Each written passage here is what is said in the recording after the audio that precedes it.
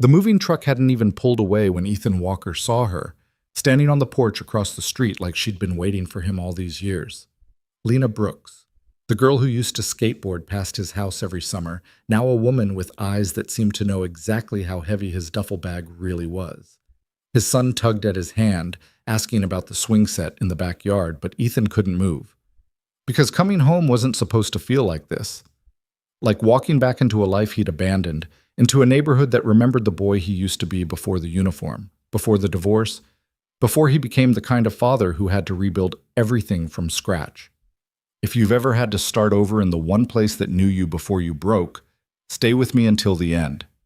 Hit that like button and drop your city in the comments. I want to see how far this story travels. The house looked smaller than Ethan remembered.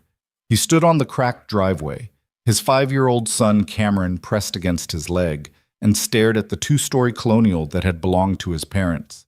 The white paint was peeling near the shutters, the front steps sagged slightly on the left side, and the maple tree in the yard had grown so tall its branches now scraped the roof during windstorms. Everything was familiar and foreign at the same time, like looking at an old photograph of yourself and not quite recognizing the person staring back. "Daddy, is this our house now?" Cameron asked, his small voice cutting through the afternoon stillness. Ethan looked down at his son, all dark curls and wide brown eyes, clutching a stuffed elephant that had seen better days. "Yeah, buddy, this is home." The word felt strange in his mouth. Home. He'd spent the last 7 years calling anywhere with a cot and a footlocker home. Forward operating bases in Afghanistan. Temporary barracks in Germany. A cramped apartment in Colorado Springs that had never felt like anything except a place to sleep between deployments. And then, after the divorce, a series of extended stay motels while the lawyers sorted out custody, and he tried to figure out how to be a single father to a kid who barely knew him. Home was supposed to mean something different now. It had to. "Mr. Walker?" Ethan turned to see the moving company supervisor approaching with a clipboard, a tired-looking man in his 50s with sweat stains under his arms despite the cool October air. "We've got everything unloaded," the man said. "Just need your signature here." Ethan scrawled his name across the form, barely glancing at the itemized list. He didn't own much: furniture from his parents' estate that had been in storage, boxes of Cameron's things from his ex-wife's house, his own military gear and civilian clothes that fit into 2 duffel bags. Everything he owned in the world, and it didn't even fill half the truck. "You need help getting settled?" the supervisor asked, not unkindly. "No, we're good. Thank you." The man nodded and headed back to the truck. Ethan watched it pull away, taking with it the last connection to his old life. Once the diesel rumble faded, the neighborhood settled into the kind of quiet that only existed in small towns. Birds singing, distant lawnmowers, the occasional car passing with unhurried purpose. Maple Ridge hadn't changed. Population 8,000, 1 main street, 2 churches, a diner that still served breakfast all day, and enough gossip to fuel a dozen lifetimes.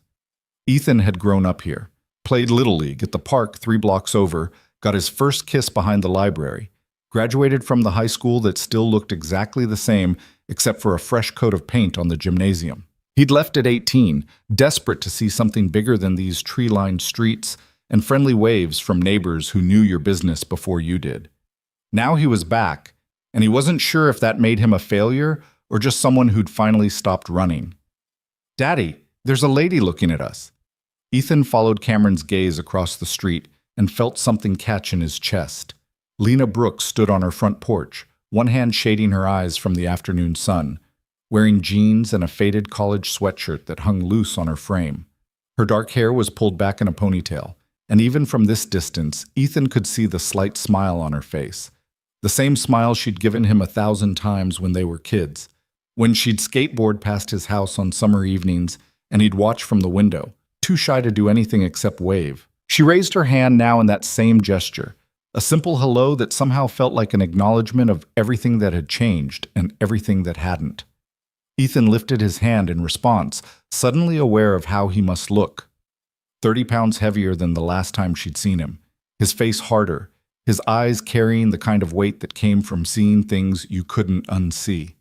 The boy who'd left Maple Ridge had been full of ambition and certainty. The man who'd come back was just trying to keep his head above water. Lena didn't cross the street. She just stood there for a moment, that soft smile never wavering, then turned and went back inside her house. "Do you know her?" Cameron asked. "Yeah," Ethan said quietly. "We grew up together." "Is she nice?" "Very nice." "Good." Cameron tugged on Ethan's hand. "Can we go inside now? I'm hungry." Ethan let his son pull him toward the front door, fumbling with the keys that the estate lawyer had sent him 3 months ago. The lock stuck. It always had, and he had to jiggle the key twice before the door swung open with a familiar creak. The smell hit him immediately. Dust and old wood and something faintly sweet that he couldn't quite place. His mother's potpourri maybe still sitting in bowls throughout the house, even though she'd been gone for 2 years. The furniture was covered in sheets. The floors needed sweeping, and water stains marked the ceiling in the living room where the roof had leaked last winter. It was a mess, but it was theirs. "Whoa," Cameron breathed, his eyes wide, as he took in the high ceilings and the staircase that curved up to the second floor. "It's like a castle." "More like a fixer-upper," Ethan muttered, but he couldn't help the small smile that tugged at his mouth. "Come on, let's find your room."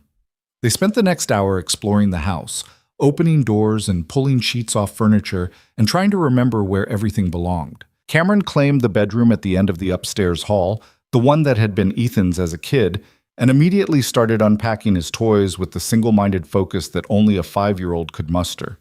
Ethan left him to it and went back downstairs, standing in the kitchen and trying to figure out where to start. The refrigerator was empty except for a box of baking soda. The cabinets held mismatched dishes and a few cans of soup that had probably expired during the first Bush administration. The whole place needed cleaning, organizing, a fresh coat of paint, new appliances, probably a new roof if he was being honest with himself. He pulled out his phone and started making a mental list, then stopped. Who was he kidding? He had maybe $3,000 in savings, a modest military pension, and no job lined up beyond some vague promises from a construction company in the next town over. He couldn't afford to renovate. He could barely afford to be here. But Cameron needed stability. Cameron needed a home that didn't change every few months, a school where he could make friends, a father who was actually present instead of deployed or distracted or drowning in his own failures. That was worth more than money. That was worth everything. Ethan set the phone down and walked to the kitchen window, looking out at the backyard. The swing set was still there, rusted and leaning slightly to one side, but intact. He could fix that. He could fix a lot of things, given enough time. A knock at the front door pulled him from his thoughts. He found Lena standing on the porch, holding a casserole dish covered in aluminum foil. She'd changed into a clean shirt and put on a little makeup, though not much. Lena had never been the type to wear much makeup, even in high school, when all the other girls were experimenting with eyeshadow and lip gloss. "Hi," she said, and her voice was exactly as he remembered it. Soft, a little raspy, like she'd just woken up from a nap. "I thought you might be hungry. It's just lasagna, nothing fancy, but I made too much and figured you probably haven't had time to get groceries yet." Ethan stared at her for a moment, caught off guard by the simple kindness of the gesture. "You didn't have to do that." "I know." She held out the dish. "But I wanted to." He took it, the warmth seeping through the foil into his hands.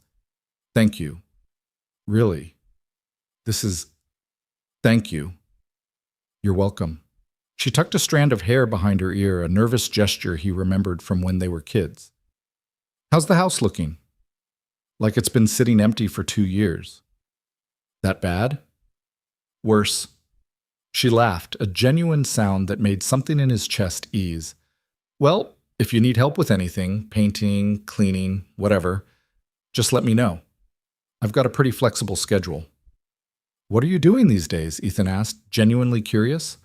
"I'm a therapist. I work from home mostly, see clients over video calls. It's not glamorous, but it pays the bills." She paused. "What about you? What are your plans?" "Still figuring that out," he admitted. "I've got a lead on some construction work, but nothing solid yet. Mostly I'm just trying to get Cameron settled." "Cameron's your son?" "Yeah, he's 5. Ethan glanced back toward the stairs. "He's upstairs, unpacking. or making a mess. Hard to tell with him. I'd love to meet him sometime. I'm sure he'd like that. Ethan shifted his weight, suddenly aware of how long they'd been standing in the doorway. Do you want to come in? I can't offer you much. We don't even have drinks yet, but… No, that's okay, Lena said quickly. I should let you get settled. I just wanted to say welcome home. Thanks, Lena. For the food and for… He trailed off, not quite sure how to finish the sentence. She seemed to understand anyway. Any time, Ethan. I mean it. She turned to go, and Ethan watched her walk back across the street, her ponytail swaying with each step. She moved with the same easy grace she'd had as a teenager, like she was completely comfortable in her own skin in a way he'd never managed to be. Daddy, who was that? Ethan looked down to find Cameron standing beside him, his stuffed elephant tucked under one arm. That's Miss Lena. She lives across the street. Is she the nice lady you know? Yeah, buddy, she is. Cameron considered this. She brought us food. She did. That was nice. It was. Can we eat it now? I'm really hungry. Ethan laughed and ruffled his son's hair. Yeah, let's eat. They heated up the lasagna in the microwave. The oven would take too long to preheat, and Ethan wasn't even sure it worked, and ate sitting on the floor of the living room because the dining table was still covered in boxes. Cameron chattered between bites about his new room and the swing set in the backyard, and whether they could get a dog now that they had a yard. Maybe, Ethan said, knowing full well that meant yes, but wanting to maintain at least the illusion of parental authority. We'll see. After dinner, he got Cameron ready for bed, a routine that involved brushing teeth, finding pajamas in the chaos of unpacked boxes, and reading 3 chapters of a picture book about a bear who couldn't sleep. By the time Cameron's eyes finally closed, it was past 9, and Ethan was exhausted in a way that had nothing to do with physical labor. He went back downstairs and sat on the front porch, listening to the sounds of the neighborhood settling in for the night. Crickets, a dog barking somewhere down the block, the distant hum of the interstate 3 miles away. It was so different from the silence of the desert, where every sound was a potential threat, where you learned to sleep with one eye open and one hand near your weapon. Here, the silence was just silence. It took some getting used to. Across the street, a light was on in Lena's living room window. He could see her moving around inside, probably cleaning up from her own dinner. She lived alone, he realized. No husband, no kids, just her in that little house that had belonged to her parents. They'd moved to Florida a few years back, he remembered. Retired down to some golf community near Tampa and left Lena the house. He wondered what her life was like. Did she date? Was she happy? Did she ever think about him, about the kid who used to watch her from his bedroom window and imagine what it would be like to actually talk to her? Probably not. They'd never been close, not really. They'd known each other the way everyone in a small town knows everyone else. Friendly waves, occasional small talk, the kind of superficial familiarity that came from proximity rather than genuine connection. She'd been 2 years behind him in school, part of a different social circle, and by the time he left for the army, she'd been in college somewhere upstate. But she remembered him. She'd brought him lasagna and offered to help with the house and smiled at him like she actually cared that he was back. That had to count for something. The next morning came too early. Cameron woke him up at 6, bouncing on the bed and demanding pancakes. And Ethan dragged himself out of bed with the kind of grogginess that only came from sleeping in an unfamiliar place. The bedroom he'd chosen, his parents' old room, still smelled like his mother's perfume, and every time he rolled over during the night, he'd half expected to see his father's reading glasses on the nightstand. They didn't have pancake mix, so breakfast was toast with peanut butter and the last of the orange juice from the cooler Ethan had packed for the drive. Cameron ate quickly, crumbs falling onto his shirt, and asked if they could explore the neighborhood. Later, Ethan promised. First, we need to go to the store and get some groceries, real food, not just whatever I can scrounge from the pantry. Can I get a toy? No. Please? We'll see. Cameron's face brightened. He'd already figured out that we'll see usually meant yes if he was patient enough. The grocery store was the same one Ethan remembered from childhood, though it had been renovated at some point and now had self-checkout lanes and a coffee bar near the entrance. He grabbed a cart and let Cameron sit in the front, making a list in his head as they walked through the aisles. Milk, eggs, bread, cereal, chicken, vegetables, pasta, sauce. The basics. Nothing fancy. Halfway through the produce section, he heard his name. Ethan Walker, is that you? He turned to find Mrs. Chen, his old English teacher, standing beside a display of apples with a shopping basket over her arm. She looked exactly the same, maybe a little grayer, a little more lines around her eyes, but still sharp and alert, and wearing the kind of sweater that only teachers seem to own. Mrs. Chen, Ethan said, genuinely pleased. How are you? I'm well, dear. More importantly, how are you? I heard you were back in town. She leaned in conspiratorially. Small towns, you know. Word travels fast. I'm doing okay, just trying to get settled. And who is this handsome young man? She smiled at Cameron, who was eyeing her warily from the shopping cart. This is my son, Cameron. Cameron, this is Mrs. Chen. She was one of my teachers in high school. Hello, Cameron, Mrs. Chen said warmly. How old are you? Cameron held up 5 fingers. 5, what a wonderful age. Are you excited about your new house? Cameron nodded, then whispered to Ethan. Can I get down? Stay in the cart, buddy. Mrs. Chen watched this exchange with the kind of knowing smile that only career educators possessed. He's precious. You must be very proud. I am, Ethan said, and meant it. They chatted for a few more minutes. Mrs. Chen caught him up on who'd moved away, who'd gotten married, who'd had kids, the endless cycle of small-town life. And then she excused herself to finish her shopping. Ethan watched her go, feeling a strange mix of nostalgia and displacement. This was what coming home meant. Running into people who remembered you as a teenager, who asked polite questions and made assumptions about who you were now based on who you'd been then. It was comforting and suffocating at the same time. By the time they finished shopping and got back to the house, it was almost noon. Ethan unloaded the groceries while Cameron played in the backyard, his laughter floating through the open kitchen window. It was a good sound, a normal sound, the sound of a kid who felt safe enough to just be a kid. That alone made this move worth it.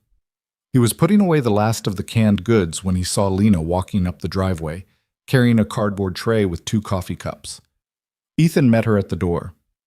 You're going to spoil me if you keep bringing food. It's just coffee, she said, handing him one of the cups. I figured you could use the caffeine. Moving is exhausting. You have no idea. He took a sip, black, no sugar, exactly how he liked it. How did you know? Lucky guess, she smiled. Actually, I remember from high school. You used to drink it black at that coffee shop downtown, the one that's a yoga studio now. You remember that? I remember a lot of things. She said it casually, but something in her tone made Ethan look at her more carefully. She was dressed simply today. Jeans, a flannel shirt, boots that looked well-worn and comfortable. Her hair was down, falling in loose waves past her shoulders, and she wasn't wearing any makeup. She looked real, not put together or trying to impress anyone, just herself. Want to come in? Ethan asked. The place is still a disaster, but at least I have coffee now. Sure. He led her inside, acutely aware of the boxes still stacked in the hallway and the dust coating most surfaces. Lena didn't seem to notice or care. She walked through the rooms with the familiarity of someone who'd been here before, trailing her fingers along the banister as she looked around. Your mom kept this place beautiful, she said softly. I remember coming over for your parents' Christmas parties. She always made the best cookies. Snickerdoodles, Ethan said. Every year. I miss her. She was always so kind to me. She liked you. Ethan paused. She used to ask about you sometimes, whether you were seeing anyone, if you were happy. I think she hoped... He trailed off, unsure how to finish that sentence without making it weird. Lena looked at him, her expression unreadable. Hoped what? That we'd end up together, I guess. She always thought you were a good person. I am a good person, Lena said lightly. But so are a lot of people. Before Ethan could respond, Cameron burst through the back door, dirt smudged on his cheek and grass stains on his knees. Daddy, the swing is broken. I know, buddy. I'll fix it. Cameron skidded to a stop when he saw Lena. Hi. Hi, Lena said, crouching down to his level. You must be Cameron. I'm Lena. I live across the street. You brought us lasagna. I did. Did you like it? Cameron nodded enthusiastically. It was really good. Better than Daddy's cooking. Hey, Ethan protested, but he was smiling. Lena laughed. Well, if you ever want more, just let me know. I love to cook. But can you make mac and cheese? The best mac and cheese you've ever had. Cameron's eyes widened. Better than the box kind. Way better. Daddy, can Miss Lena make us mac and cheese? Ethan looked at Lena, who was still crouched beside his son, her expression warm and patient. Something in his chest tightened. Not painfully, but like something that had been clenched too long was finally starting to relax. If Miss Lena has time, he said carefully. I have time, Lena said, standing up. How about tomorrow? I'll bring everything over and we can make it together. Really? Really. Cameron threw his arms around her waist in an impulsive hug, and Lena laughed, hugging him back with an ease that suggested she was used to kids. When Cameron pulled away and ran back outside to continue his exploration, Lena straightened, brushing off her jeans. He's sweet, she said. He's a handful. All the best kids are. She picked up her coffee cup from where she'd set it on the counter. I should go. I have a client call in 20 minutes. But I meant what I said about tomorrow. You don't have to. I want to, Ethan. She said it firmly, meeting his eyes. Let me help, please. There was something in her voice that stopped his protest. Not pity, exactly, but understanding, like she knew what it was like to need help and be too proud to ask for it. Okay, he said finally. Tomorrow, for mac and cheese. Perfect. She headed for the door, then paused. And Ethan, it's good to have you home. She left before he could respond, and Ethan stood in the kitchen for a long moment, holding his coffee and trying to figure out what he was feeling. Relief, maybe. Gratitude. And something else. Something he hadn't felt in so long he almost didn't recognize it. Hope. The rest of the day passed in a blur of unpacking and organizing and trying to impose some kind of order on the chaos. By evening, Ethan had managed to clear out the living room and set up Cameron's bedroom properly. Bed made, toys organized, clothes in the dresser. It wasn't much, but it was a start. He made dinner from the groceries they'd bought, spaghetti with jarred sauce, nothing fancy, and they ate at the kitchen table, which he'd finally cleared of boxes.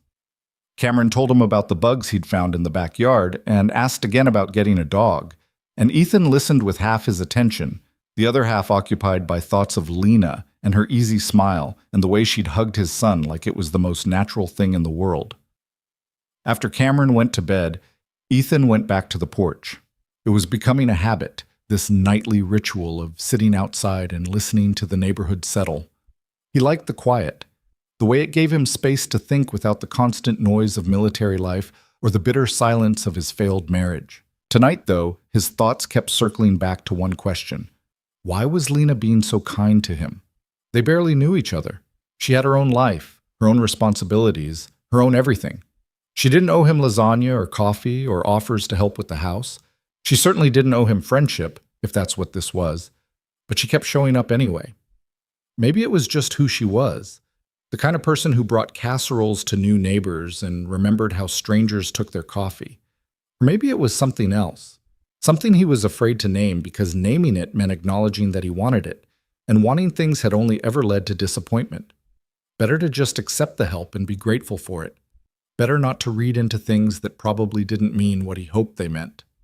Across the street, Lena's living room light went off, and a moment later her bedroom light came on. Ethan looked away, feeling like he was intruding on something private, and finished his beer in silence. Tomorrow would bring mac and cheese and whatever else came with it. For now, that was enough. The next afternoon, Lena arrived with 2 grocery bags full of ingredients and a smile that made Ethan's kitchen feel warmer. Cameron bounced around her excitedly as she unpacked butter, milk, 4 different kinds of cheese, and a box of fancy pasta that definitely didn't come from the grocery store in town. This is from a specialty shop, she explained, catching Ethan's curious look. It makes all the difference. If you say so. I do. She handed Cameron a wooden spoon.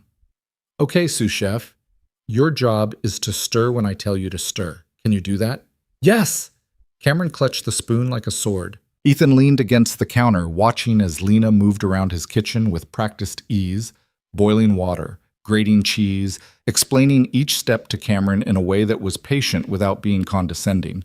She had a gift for making people feel included, he realized. Like whatever she was doing, you were part of it too.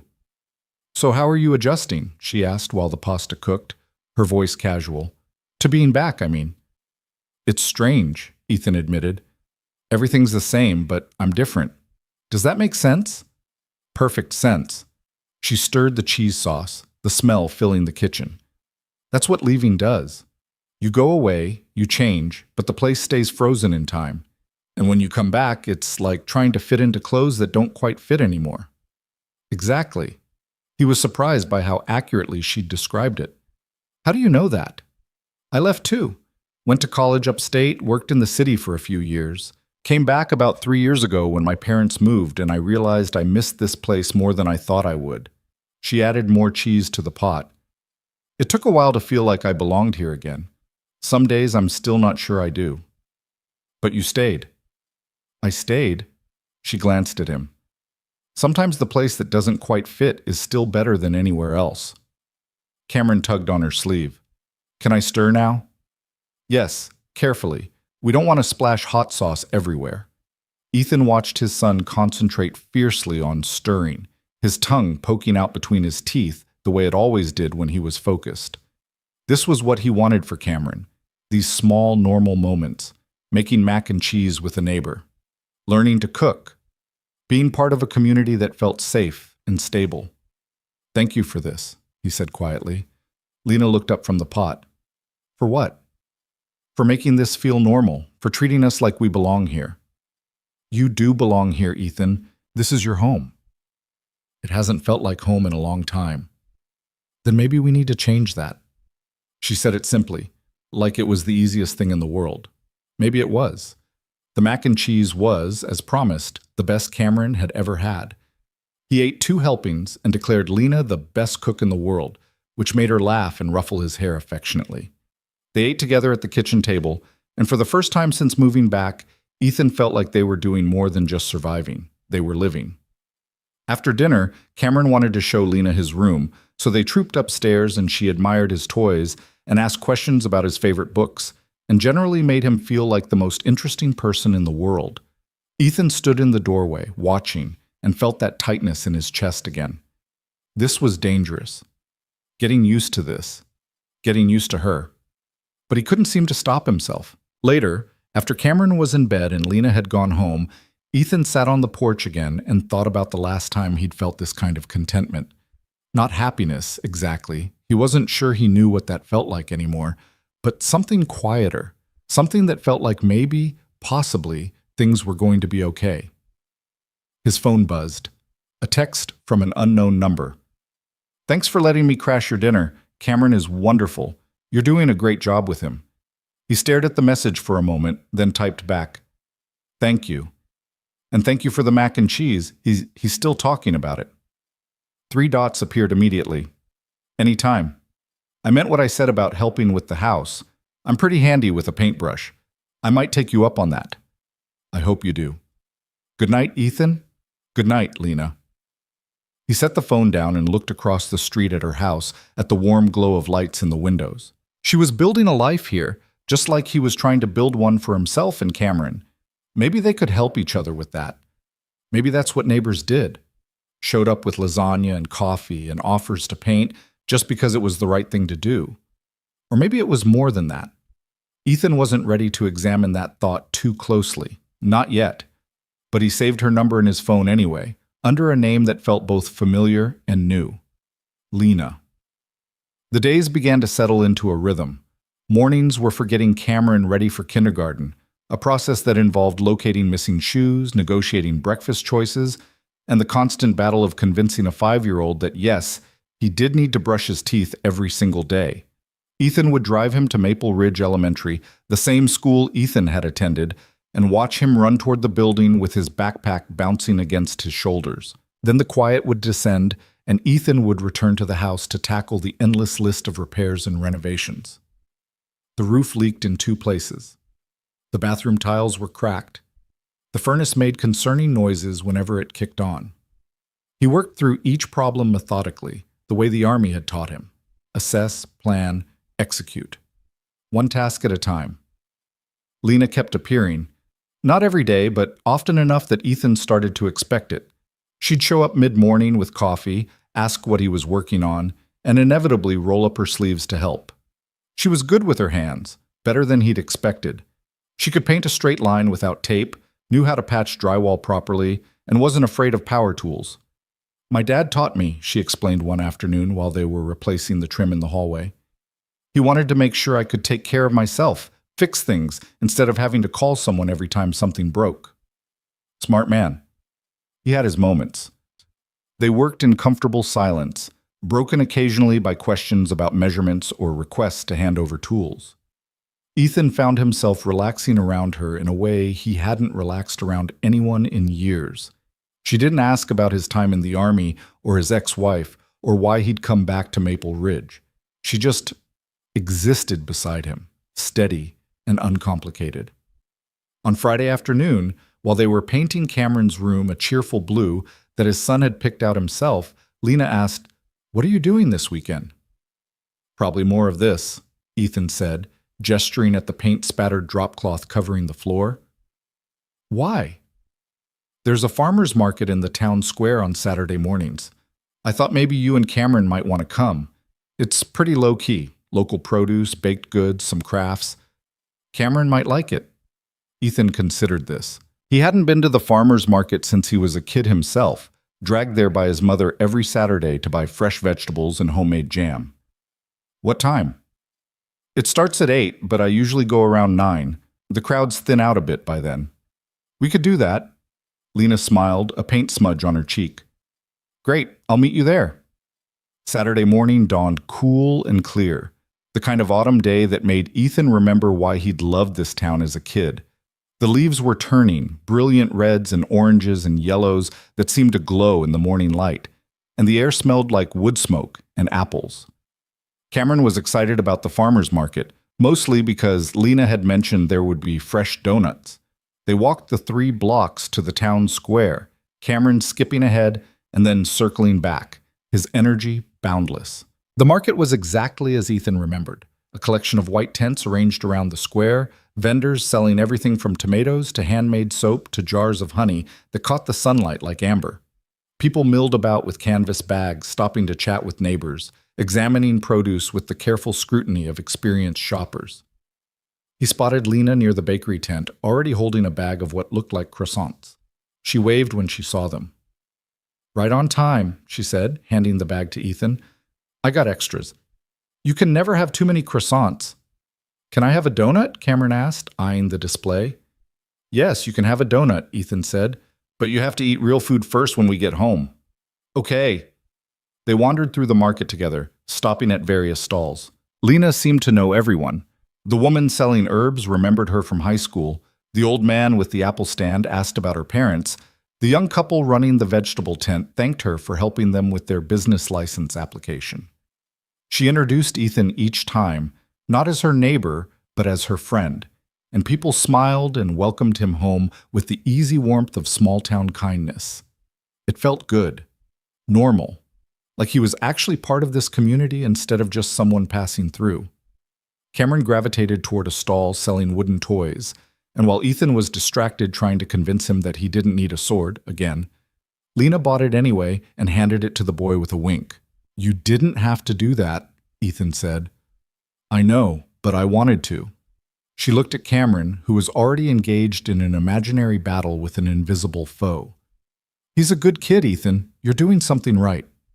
I'm just trying not to screw him up. That's what good parents do." She said it gently but with conviction. "They try. They show up. They care. You're doing all of that." Ethan didn't know what to say to that, so he said nothing. But he felt something shift inside him, a small easing of the constant guilt he carried about not being enough, not doing enough, not being the father Cameron deserved. They bought apples and fresh bread and a jar of raspberry jam that Lena insisted he try. By the time they left the market, Ethan was carrying 2 full bags, and Cameron was happily munching on a donut that had left powdered sugar all over his face. "This was nice," Ethan said as they walked back toward their street. "Thanks for inviting us." Thanks for coming. Lena paused at the corner where their routes would diverge. Hey, I was thinking, if you don't have plans tomorrow, maybe we could take Cameron to that park by the lake? The one with the big playground? The one where we used to have Little League games? That's the one. I go running there sometimes. It's beautiful this time of year. Ethan looked down at Cameron, who was listening intently. What do you think, buddy?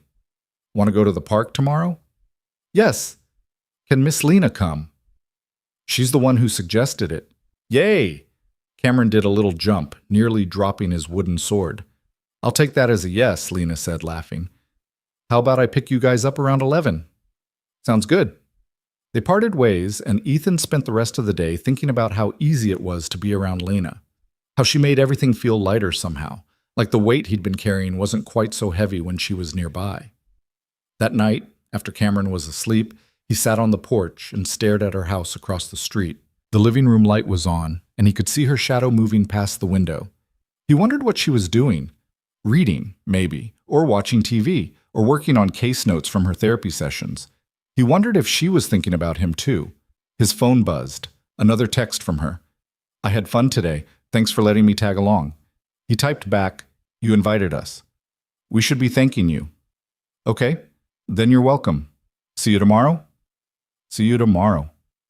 He saved the conversation and pocketed his phone, then sat in the quiet for a long time, listening to the night sounds and trying not to think too hard about what all of this meant. Because if he thought about it too much, he'd have to admit that he was starting to care about Lena in a way that went beyond neighborly friendship. And caring about people, really caring, meant risking the kind of hurt he wasn't sure he could survive again. Better to just take it one day at a time. Better to just be grateful for what he had right now, in this moment, and not worry about what might come next. But as he finally went inside and locked the door behind him, he couldn't quite shake the feeling that something was beginning. Something that felt fragile and precious and terrifying all at once. Something that felt a little bit like hope. The Sunday morning after the farmer's market, Ethan woke to the sound of rain drumming against the windows, and Cameron's small voice calling from down the hall. Daddy, it's raining! I know, buddy, Ethan called back, checking the clock. 7:30. At least it wasn't 6. Stay in bed for a little while longer. But I'm not tired. Ethan sighed and threw off the covers, patting down the hallway in his bare feet to find Cameron already out of bed, pressing his face against the window and watching the rain streak down the glass. It's really coming down, Cameron observed. Does this mean we can't go to the park? Probably not today, but we can find other things to do. Like what? Like breakfast. And maybe we can work on that swing set in the backyard. Cameron's face brightened. Can we really fix it? We can try. They made pancakes together, Cameron's favorite, and ate them while watching the rain turn the backyard into a small lake. The swing set stood in the middle of it all, rusted and forlorn, but Ethan could already see what it could become with some work. Sand down the rust, apply fresh paint, replace the chains, tighten the bolts. It was doable. Everything was doable if you broke it down into small enough steps. After breakfast, Ethan bundled Cameron into a raincoat, and they ventured out to examine the swing set more closely. The rain had slowed to a drizzle, just enough to make everything damp and cool, but not enough to drive them back inside. It's really broken, Cameron said, poking at a rusted bolt with his finger. Not broken, just old. There's a difference. Can you really fix it? I can definitely try, but I'm going to need your help. Cameron stood up straighter. What do I do? You can hand me tools, and you can tell me if I'm doing it right. Okay. They were still examining the swing set when Ethan heard footsteps splashing through the wet grass. He turned to find Lena approaching, wearing rain boots and a yellow slicker that made her look like she'd stepped out of a children's book. Morning, she called. I saw you two out here and thought you might want some company and coffee. She held up a thermos. You're a lifesaver, Ethan said, accepting the thermos gratefully. What are you doing up so early? I'm always up early. Therapist habit. My first client calls at 8 on Mondays, so my body just wakes up at this time regardless.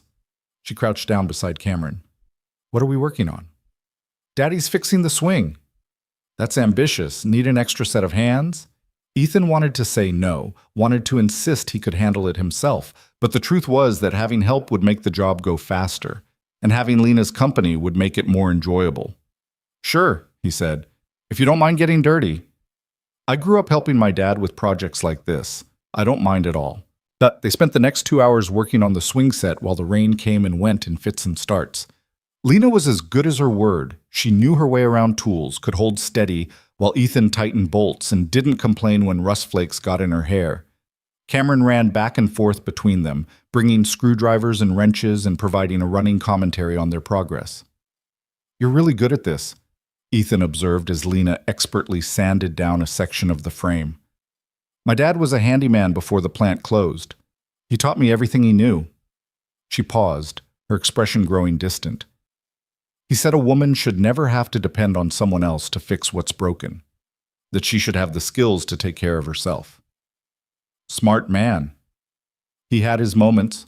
She went back to sanding, and Ethan could tell there was more to that story, but he didn't push. They were still learning each other, still figuring out what questions were okay to ask. By the time they finished, the swing set looked almost new. Fresh paint would complete the transformation, but even without it, the structure was solid again. Cameron immediately climbed on, testing it with the fearlessness of a 5-year-old. Be careful, Ethan called. I'm being careful, Lena laughed, brushing rust from her hands. He's fine. Kids are resilient. I know, I just worry. That's what parents do. She looked at him thoughtfully. Can I ask you something? And you don't have to answer if you don't want to. Sure. Where's Cameron's mom? I don't mean to pry, but he's never mentioned her, and you haven't either. Ethan had been expecting this question. In a small town, people talked, and Lena would hear the story eventually anyway. Better she heard it from him. Her name is Rachel. We got divorced 2 years ago, right after I left the army. She has primary custody, but she's been going through some things. New marriage, new baby, trying to blend families, and it was getting complicated for Cameron. So we agreed he'd come live with me for a while. Give everyone some space to adjust. Do you still talk to her? Sometimes. Usually about Cameron. We're civil, which is more than a lot of divorced couples can say. He watched his son swing higher, his laughter carrying across the wet yard. She's not a bad person. We just weren't good together. We wanted different things, needed different things, and we didn't figure that out until we'd already made all the promises. That must have been hard. It was, but staying together would have been harder. He turned to look at Lena. I don't regret the marriage. It gave me Cameron, but I do regret not being honest with myself, and with her, about who I really was and what I really wanted. What did you want? I don't know if I knew back then. I just knew that playing the role of husband and soldier and provider was exhausting, like I was constantly pretending to be someone I wasn't. He paused. Coming back here, I feel like I can finally stop pretending, like I can just be myself, whatever that means. Lena was quiet for a moment, watching Cameron swing. When she spoke, her voice was soft. I think that's brave. A lot of people spend their whole lives pretending because it's easier than being honest. You sound like you're speaking from experience. Maybe I am. She smiled, but there was something sad in it. I spent 3 years with someone who wanted me to be less than I was. Less emotional, less intense, less everything. And I tried so hard to be what he wanted that I almost forgot who I actually was. Marcus. Yeah, Marcus. She shook her head. I don't usually talk about him, but with you, it feels okay, like you won't judge me for staying too long or trying too hard. I could never judge you for that. I did the same thing in my marriage. They stood in silence, watching Cameron play, and Ethan felt a connection forming between them that went deeper than attraction or proximity. They were two people who'd both tried to be something they weren't, who'd both failed at relationships they thought they wanted, who were both trying to figure out how to build something real. Miss Lena, look how high I can go, Cameron shouted from the swing. I see you, that's so high. Are you watching, Daddy? I'm watching. Cameron pumped his legs harder, his small body arcing through the air with pure joy, and Ethan felt his chest tighten with love and fear in equal measure. This was what fatherhood felt like, constant terror wrapped around bottomless affection. The knowledge that you would do anything to protect this small person, even as you had to let them take risks and grow. He's going to be okay, Lena said quietly, reading his expression. You're a good dad, Ethan. He's lucky to have you. I don't always feel like a good dad. Most of the time I feel like I'm making it up as I go. That's what all good parents feel like. The ones who think they have it all figured out are usually the ones screwing it up the most.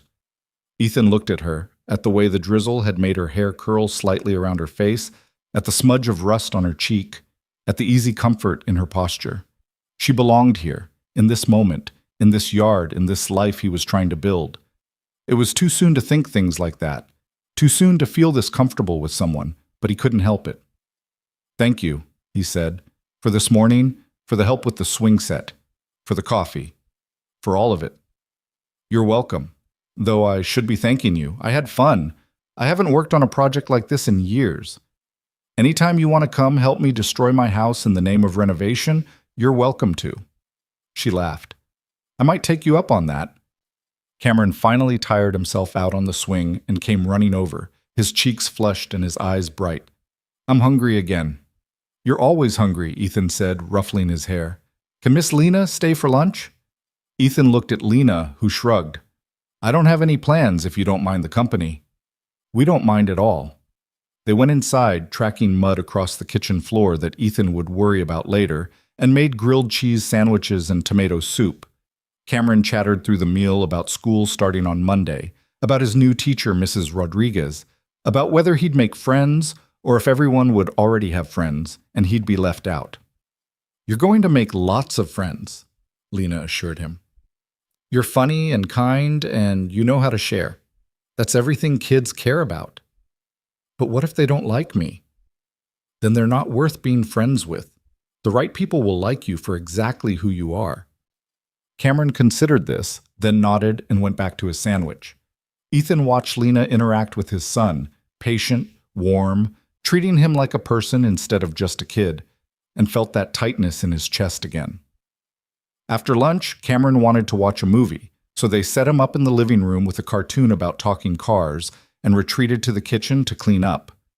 Ethan washed while Lena dried, and the domestic simplicity of it felt both foreign and familiar.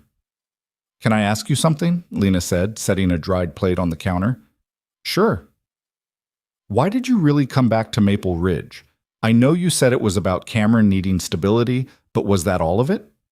Ethan thought about how to answer that, his hands stilling in the soapy water. "No, that wasn't all of it. I came back because everywhere else I felt like a ghost, like I was just going through the motions of living without actually being alive. And I remembered how it felt to be a kid here, safe, known, part of something bigger than myself. I wanted to see if I could find that feeling again." "And have you?" "I'm starting to." He looked at her. "You're part of that. The way you've welcomed us, helped us, showed up. It makes me feel like maybe I do belong here after all." Lena set down the dish towel and turned to face him fully. "Ethan, I need you to understand something. I'm not just being a good neighbor. I'm not helping you fix your house out of some sense of obligation or community duty." "Then why are you doing it?" "Because I like you. Because I like spending time with you and Cameron. Because when I'm with you, I feel more like myself than I have in years." She paused. "And because I think maybe you feel the same way, and I wanted you to know that it's okay, that whatever this is between us, it's okay to acknowledge it." Ethan's heart was pounding. "I do feel the same way. I just didn't want to assume or push or make things weird between us." "Things are already weird between us. Good weird. The kind of weird where we both know something is happening, but we're too scared to name it. So what do we do about it?" "We keep doing what we're doing. We spend time together. We help each other. We see where it goes." She smiled. No pressure, no expectations, just honest effort. "I can do honest effort." "Good." She picked up the dish towel again. "Now, finish those dishes before Cameron comes looking for us." They worked in silence for a few more minutes, but everything felt different now.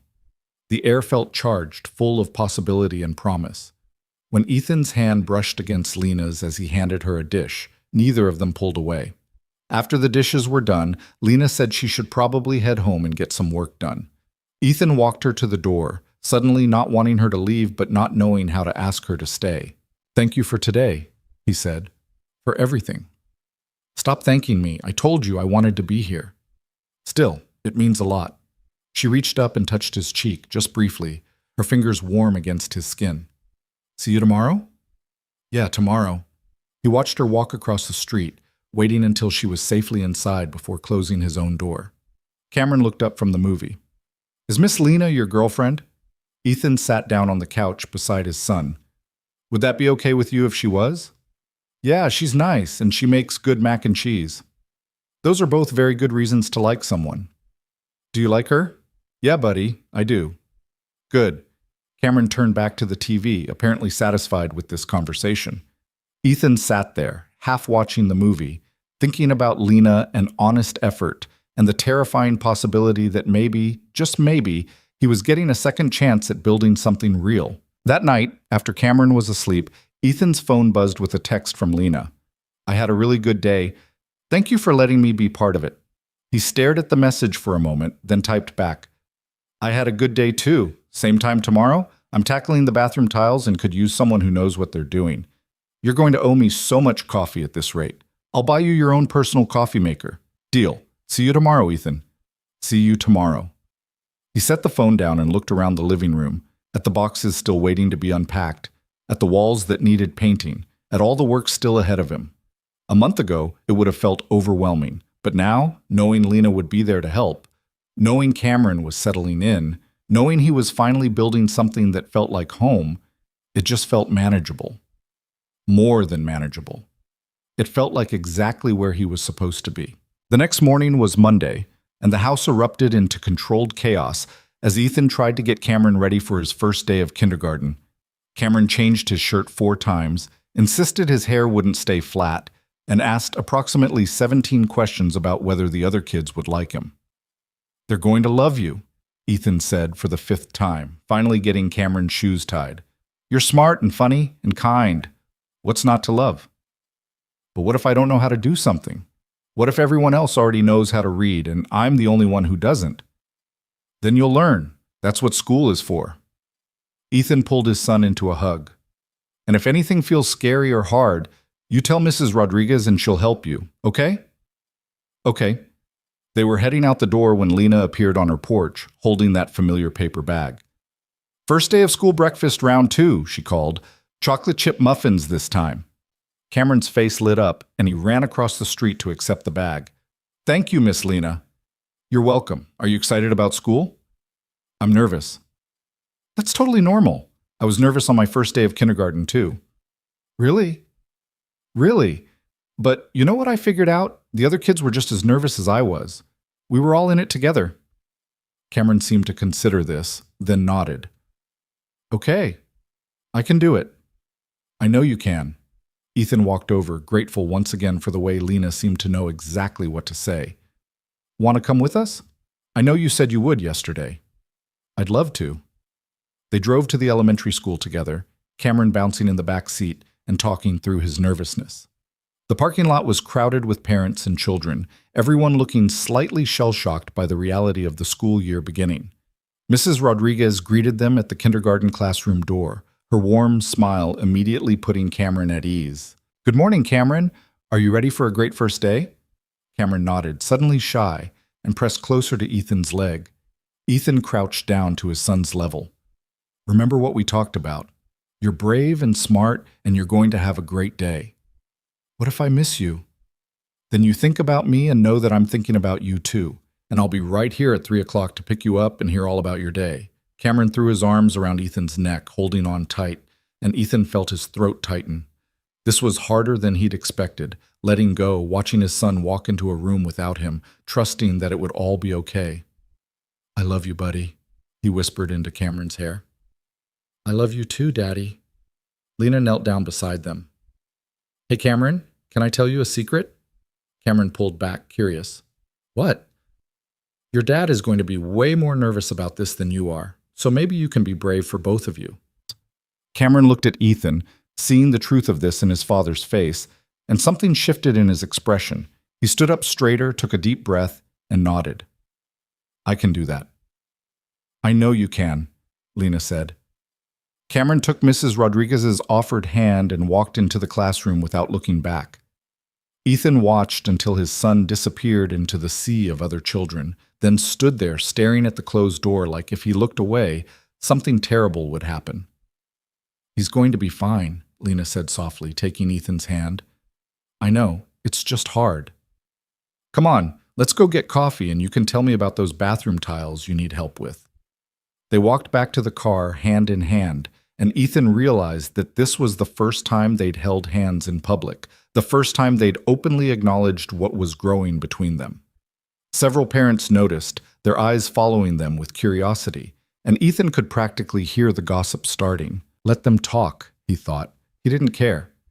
They stopped at the diner for coffee, and Carla the waitress gave them a knowing look when she brought their mugs.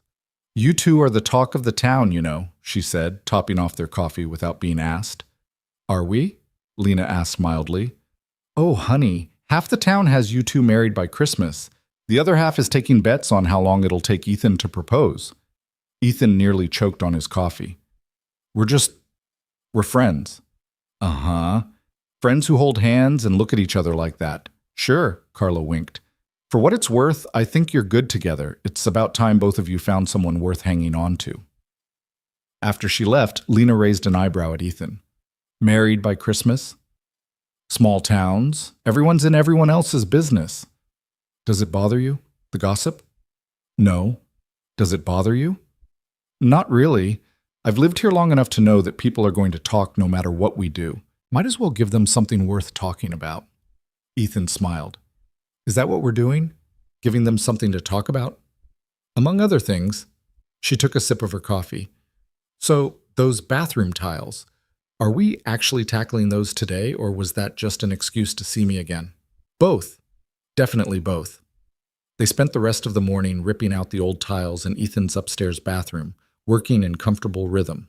Lena was right. They were good together. They anticipated each other's movements, communicated without words, filled the silences with easy conversation about nothing in particular. Around noon, they broke for lunch, and Ethan made sandwiches while Lena washed the tile dust from her hands. "I could get used to this," she said, leaning against the counter. "Used to what? Manual labor and PB and J? Used to spending my days with you, working on projects, talking about nothing, just being. I could get used to it too." He handed her a plate. "Actually, I think I already have." They ate sitting on the back porch steps, watching clouds drift across the autumn sky. The yard was still a mess. Leaves everywhere, flower beds overgrown, fence posts rotting, but Ethan could see the potential. He could see what it could become with time and effort and care. "What are you thinking about?" Lena asked. "This place. How much work it needs. How overwhelming it all feels sometimes." "You don't have to do it all at once. That's the thing about houses. They're always projects. Always something that needs fixing or updating or attention. You just chip away at it, one thing at a time." "Is that a metaphor?" "Maybe." She smiled. "Or maybe it's just practical advice." "I'll take both." At 3 o'clock, they drove to the elementary school to pick up Cameron. Ethan's stomach was in knots, worried that his son would come out crying or scared or unhappy. But when the classroom door opened, Cameron burst out with the biggest smile Ethan had seen in weeks. "Daddy, Miss Lena, I had the best day!" Relief flooded through Ethan as he caught his son in a hug. "Yeah? Tell me everything." Cameron talked non-stop the entire drive home, his words tumbling over each other in his excitement. He'd made 3 friends, Emma and Jake, and a girl named Sophie who had the same backpack as him. Mrs. Rodriguez had let him be the line leader twice. They'd learned about the letter A and read a story about an alligator and played on the playground and had pizza for lunch. "It sounds like you had an amazing day," Lena said. "I did. Can I go back tomorrow?" "You get to go back tomorrow," Ethan confirmed. "Every day, in fact." "Good." That night, after Cameron was bathed and fed and read to and finally asleep, Ethan texted Lena. "Thank you for being there today, for the school drop-off and the moral support and all of it. Anytime. I meant what I said about getting used to this." "Me too. Want to come over tomorrow? Cameron wants to show you his homework." "He has homework already?" "He's in kindergarten. It's a worksheet about the letter A, but he's very proud of it. Then I'll definitely come see it. Good night, Ethan." "Good night, Lena." Ethan set his phone down and walked through the quiet house, checking locks and turning off lights. The renovation was far from done, but it was getting there. Room by room, task by task, it was becoming a home, and he wasn't doing it alone anymore. That was the part that still surprised him. How natural it felt to have Lena in his life, in his space, helping him build this new existence. How right it felt to have her there when Cameron needed reassurance, or when Ethan needed someone to talk to, or when they both just needed company while doing mundane tasks. He thought about what Carla had said. Married by Christmas. It was absurd, way too fast, completely unrealistic. But standing in his kitchen in the house where he'd grown up, finally feeling like he was building a life worth living, Ethan couldn't help but think that maybe, possibly, it wasn't as absurd as it should be. Maybe some things were just meant to happen quickly. Maybe when you'd spent years pretending to be someone you weren't, you recognized the real thing when you finally found it. Maybe this was it. The real thing. The second chance he didn't know he'd been looking for. And maybe, just maybe, he was ready for it. The short trip came up unexpectedly, the way good things sometimes do when you're not looking for them. Ethan had been replacing the rotted boards on the back porch when Lena appeared around the side of the house, carrying 2 thermoses and wearing a light jacket against the October chill.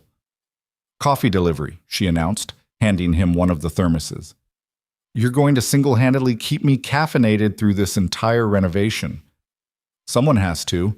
She sat down on the steps, careful to avoid the pile of old boards he'd already removed.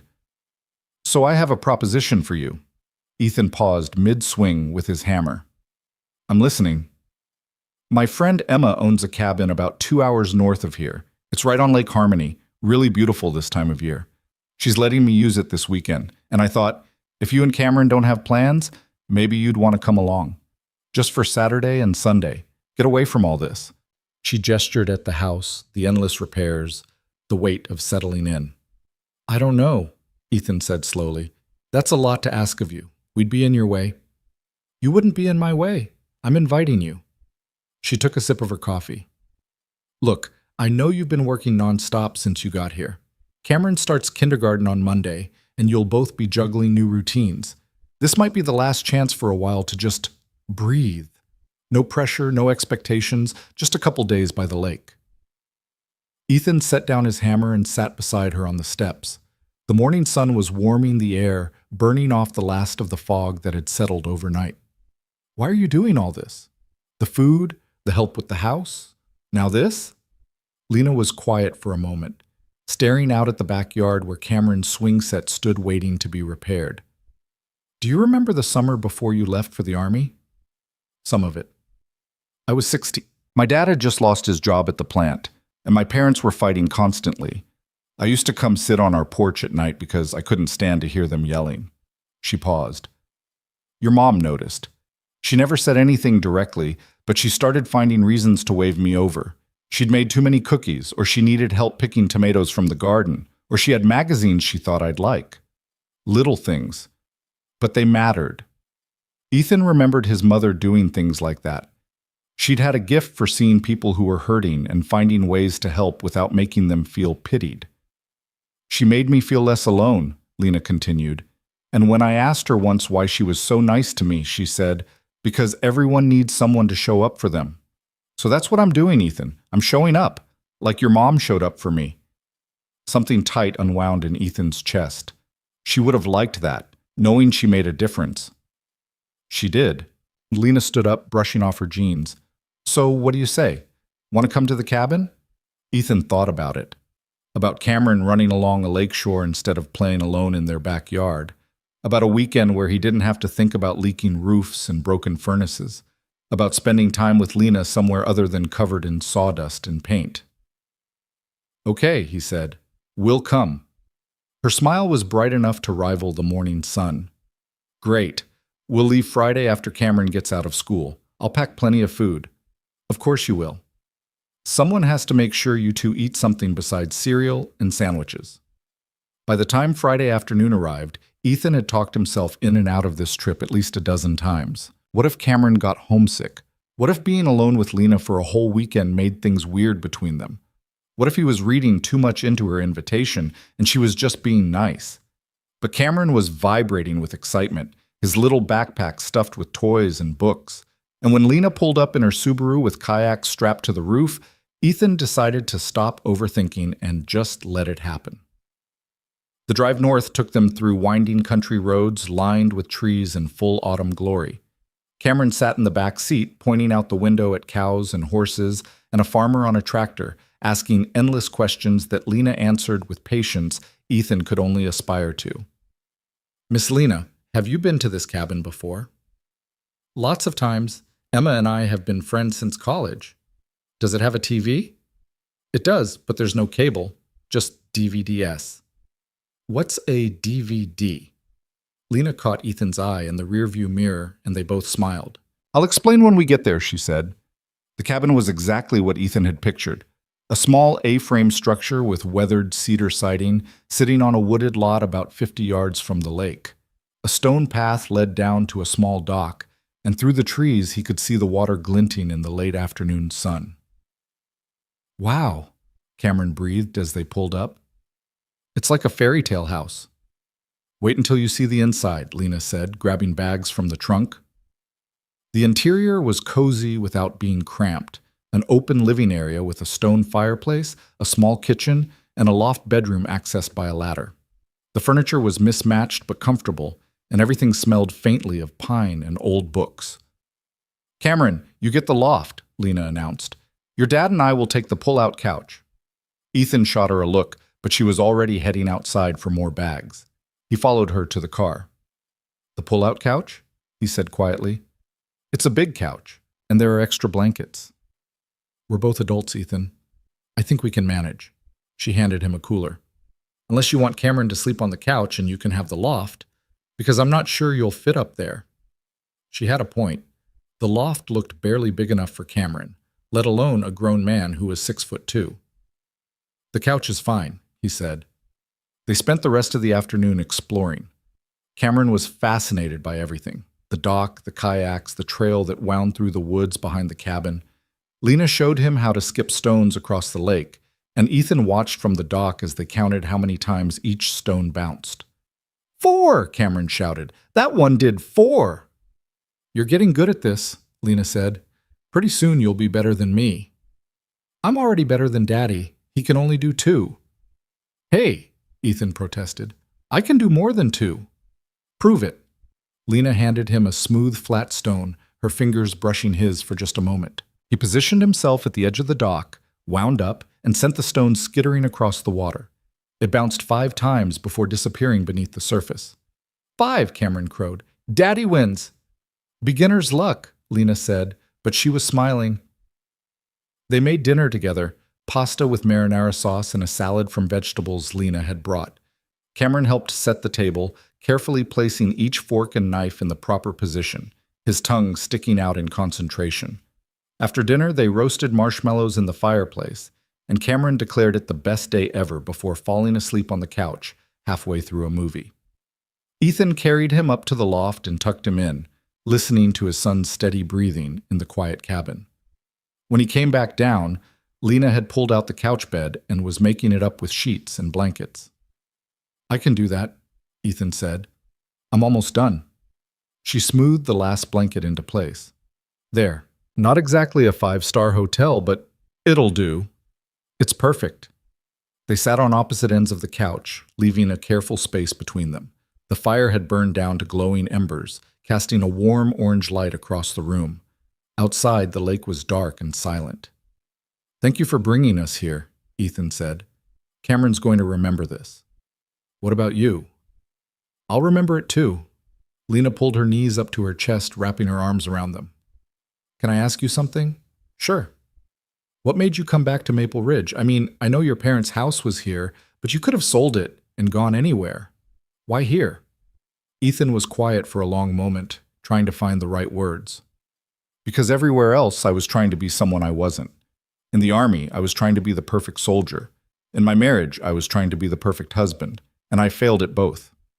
He paused. "Here, I'm just me. The kid who grew up on Elm Street and played Little League at the park. I figured maybe if I came back to where I started, I could figure out who I'm supposed to be now." "And have you? Figured it out?" "Not yet, but I'm working on it." He looked at her. "What about you? You left too. Why did you come back?" "For a lot of the same reasons, I think." I was working at this big therapy practice in the city, seeing back-to-back clients all day, living in an apartment where I couldn't even hear myself think. And one day I woke up and realized I was helping everyone else figure out their lives, but I had no idea what I was doing with mine. She rested her chin on her knees, so I came home, started my own practice, bought my parents' house, slowed down enough to actually breathe. It wasn't what I planned, but it's what I needed. Do you miss the city? Sometimes. I miss the anonymity, the feeling that you could be anyone, but I don't miss the loneliness. She looked at him. You can be lonely anywhere, but it's worse when you're surrounded by people and still feel invisible. Yeah, Ethan said softly. I know that feeling. They sat in silence for a while, watching the embers fade. Ethan was acutely aware of her presence beside him, the rise and fall of her breathing, the way she absently twisted a strand of hair around her finger, the small space between them that felt both enormous and non-existent. Ethan? Yeah? I'm glad you came back. He turned to look at her, and in the dying firelight her expression was open and honest in a way that made his heart skip. Me too. She held his gaze for a moment, then stood up. I should probably get some sleep. Emma said there's good hiking trails around here, and I thought we could explore tomorrow morning if you're up for it. Sounds good. Good night, Ethan. Good night, Lena. He watched her disappear into the bathroom, then lay back on his side of the pull-out bed and stared at the ceiling. His mind was racing, replaying every moment of the day, every word of their conversation, trying to decipher what it all meant. When Lena emerged from the bathroom in pajama pants and a sweatshirt, she climbed into the other side of the bed without comment. They lay there in the darkness, a careful foot of space between them, both pretending to sleep. Ethan? Lena's voice was quiet. Yeah? Are you afraid of failing again? The question hung in the air. He could have deflected, made a joke, pretended not to understand what she was really asking. But something about the darkness, the intimacy of the moment, made him want to be honest. Every day, he admitted. I'm terrified that I'm going to screw up Cameron's life, that I'm going to make the same mistakes I made in my marriage, that I'm going to let down everyone who's counting on me. That's what being a parent is, though. Being terrified and doing it anyway. She paused. For what it's worth, I think you're doing an amazing job. You barely know me. I know you show up for your son every single day. I know you're rebuilding your life from scratch and doing it with grace. I know you're capable of more than you give yourself credit for. Her voice softened. I know you, Ethan. Maybe not all of you yet, but I know the parts that matter. He wanted to reach across that careful space between them, wanted to close the distance and see what would happen. But fear held him in place, fear of rejection, of ruining what they had, of proving that he really was destined to fail at anything that mattered. Lena? Yeah? I'm not good at this. Trusting people, letting people in. I know. But I want to try. With you. He felt her shift in the darkness, moving closer until her hand found his. Her fingers laced through his, warm and certain. Then try, she said simply. They fell asleep like that, hands linked across the space between them. And when Ethan woke in the early morning light, he found that sometime during the night they drifted together. Lena was curled against his side, her head on his shoulder, breathing softly in sleep. He didn't move. He just lay there, watching the sunrise paint colors across the lake through the cabin windows, and let himself feel something he hadn't felt in years. Safe. The morning brought Cameron bounding down from the loft, full of energy and questions about breakfast. Lena extracted herself from Ethan's side with a sleepy smile, and they moved around the small kitchen in easy coordination. Ethan making coffee while Lena cooked pancakes, Cameron setting the table with the same careful concentration he'd shown the night before. After breakfast, they hiked one of the trails Lena had mentioned. It wound up through the woods to a lookout point that offered a view of the entire lake spread out below them. Cameron ran ahead, scrambling over rocks and fallen logs with the fearlessness of childhood, while Ethan and Lena followed at a slower pace. He's got good energy, Lena observed. That's one way to put it. I usually just say he's exhausting, she laughed. How are you feeling about him starting school on Monday? Nervous? What if the other kids aren't nice to him? What if he has trouble adjusting? What if… Ethan. She touched his arm. He's going to be fine. Kids are resilient, and he has you looking out for him. I just want to get it right. After everything he's been through with the divorce, the moving around, all of it, I want to give him stability. You are giving him stability. You're here. You're present. That's what matters. They walked in silence for a moment, then Lena added quietly, My dad wasn't around much when I was growing up. He worked all the time, and when he was home, he was too tired or too stressed to really be present. I used to wish he'd just see me, really see me. Is that why you became a therapist? Partly. I wanted to be the person who really saw people, who made them feel like they mattered. She smiled. Turns out, I'm pretty good at it. I can see that. They reached the lookout point to find Cameron already there, peering over the edge at the drop below. Careful, buddy, Ethan called. I'm being careful. Look how far we can see. The view was spectacular. The lake stretched out like a mirror, reflecting the sky and the trees in perfect symmetry. Other cabins dotted the shoreline, tiny from this height, and in the distance, mountains rose in blue-gray waves. It's beautiful, Ethan said. It is, Lena agreed, but when he glanced at her, she was looking at him instead of the view. The moment stretched between them, full of things unsaid, and Ethan felt that familiar pull, the desire to close the distance, to take a risk, to see what might happen if he stopped being afraid. But Cameron was scrambling back toward them, chattering about rocks and trees and whether there were bears in these woods. And the moment passed. They spent the rest of the day by the lake. Lena taught Cameron how to kayak in the shallow water near the dock, while Ethan watched from shore, his heart in his throat every time the small boat wobbled. But Lena was patient and careful, her voice calm and encouraging, and by the afternoon, Cameron was paddling in small circles, proud of his new skill. Can we stay here forever? Cameron asked at dinner, tomato sauce smeared across his chin. I wish we could, buddy, but we have to go home tomorrow. Why? Because you start school on Monday, remember? You were excited about that. Cameron's face brightened. Oh yeah, I get to meet new friends. Exactly. After Cameron went to bed, Ethan and Lena sat on the dock, their feet dangling above the water. The night was clear and cold, stars scattered across the sky in impossible numbers. I haven't seen stars like this in years, Ethan said. Light pollution. It's one of the things I love about being out here. You can actually see how big the universe is. Makes you feel pretty small. Or pretty connected. All those stars, all that space, and somehow we ended up here, on this dock, at this exact moment. She bumped her shoulder against his. That's kind of amazing when you think about it. Ethan turned to look at her, and in the starlight, she was luminous. Lena, I need to tell you something. Okay. He took a breath, gathering his courage. I'm not good at this. Relationships, feelings, any of it. My marriage ended because I couldn't figure out how to let my ex-wife in. I was always holding something back, always keeping part of myself locked away, and she needed more than I knew how to give. Ethan, let me finish, please. He waited until she nodded. I'm terrified that I'm going to do the same thing with you, that I'm going to hold back until you get tired of waiting for me to open up, that I'm going to fail again, but this time it'll hurt worse because I actually care. He paused. I care about you, Lena, more than I should after just a few weeks. Lena was quiet for a long moment, and Ethan's heart sank. He'd said too much, pushed too hard, ruined everything. Then she spoke, her voice steady. I need to be honest with you too. I won't be a temporary chapter in your story, Ethan. I won't be the person who helps you heal and then gets left behind when you figure out what you really want. I've done that before, and I won't do it again. What happened? I dated someone for 3 years.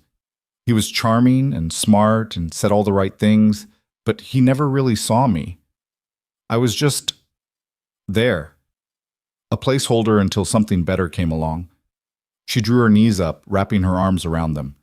When he left, he told me I was too much, too intense, too emotional, too invested. And for a long time, I believed him. I tried to be less, to need less, to want less.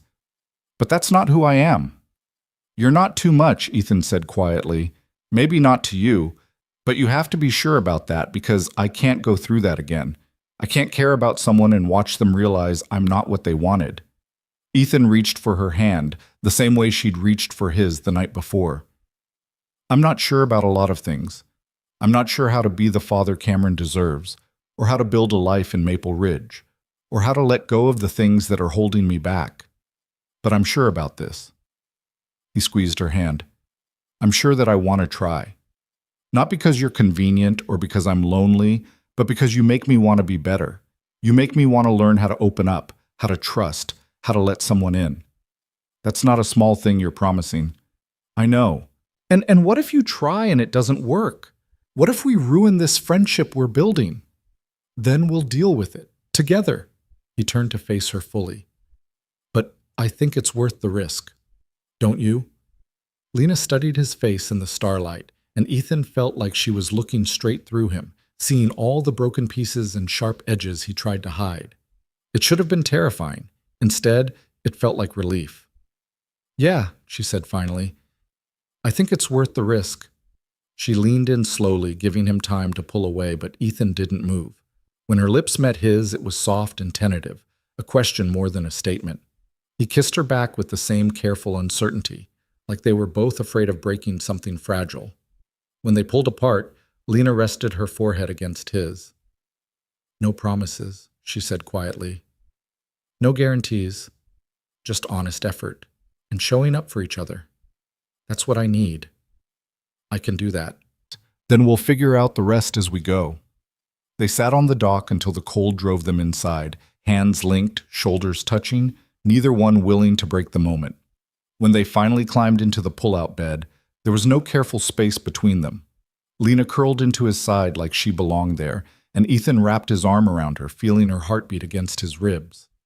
Ethan? Yeah? I'm glad you came back to Maple Ridge. Me too. He fell asleep to the sound of her breathing and woke to find Cameron bouncing on the bed between them, demanding pancakes for breakfast. Lena laughed and pushed her hair out of her face, and Ethan watched them with a feeling he was almost afraid to name. Hope. This was what hope felt like. They packed up the cabin and drove back to Maple Ridge in the afternoon, Cameron chattering about school and kayaking and when they could come back to the cabin. Lena promised they'd return soon, and Ethan found himself already looking forward to it. When they pulled up to their street, Ethan noticed a car parked in front of Lena's house. A man was sitting on her porch steps, checking his phone. Lena went very still.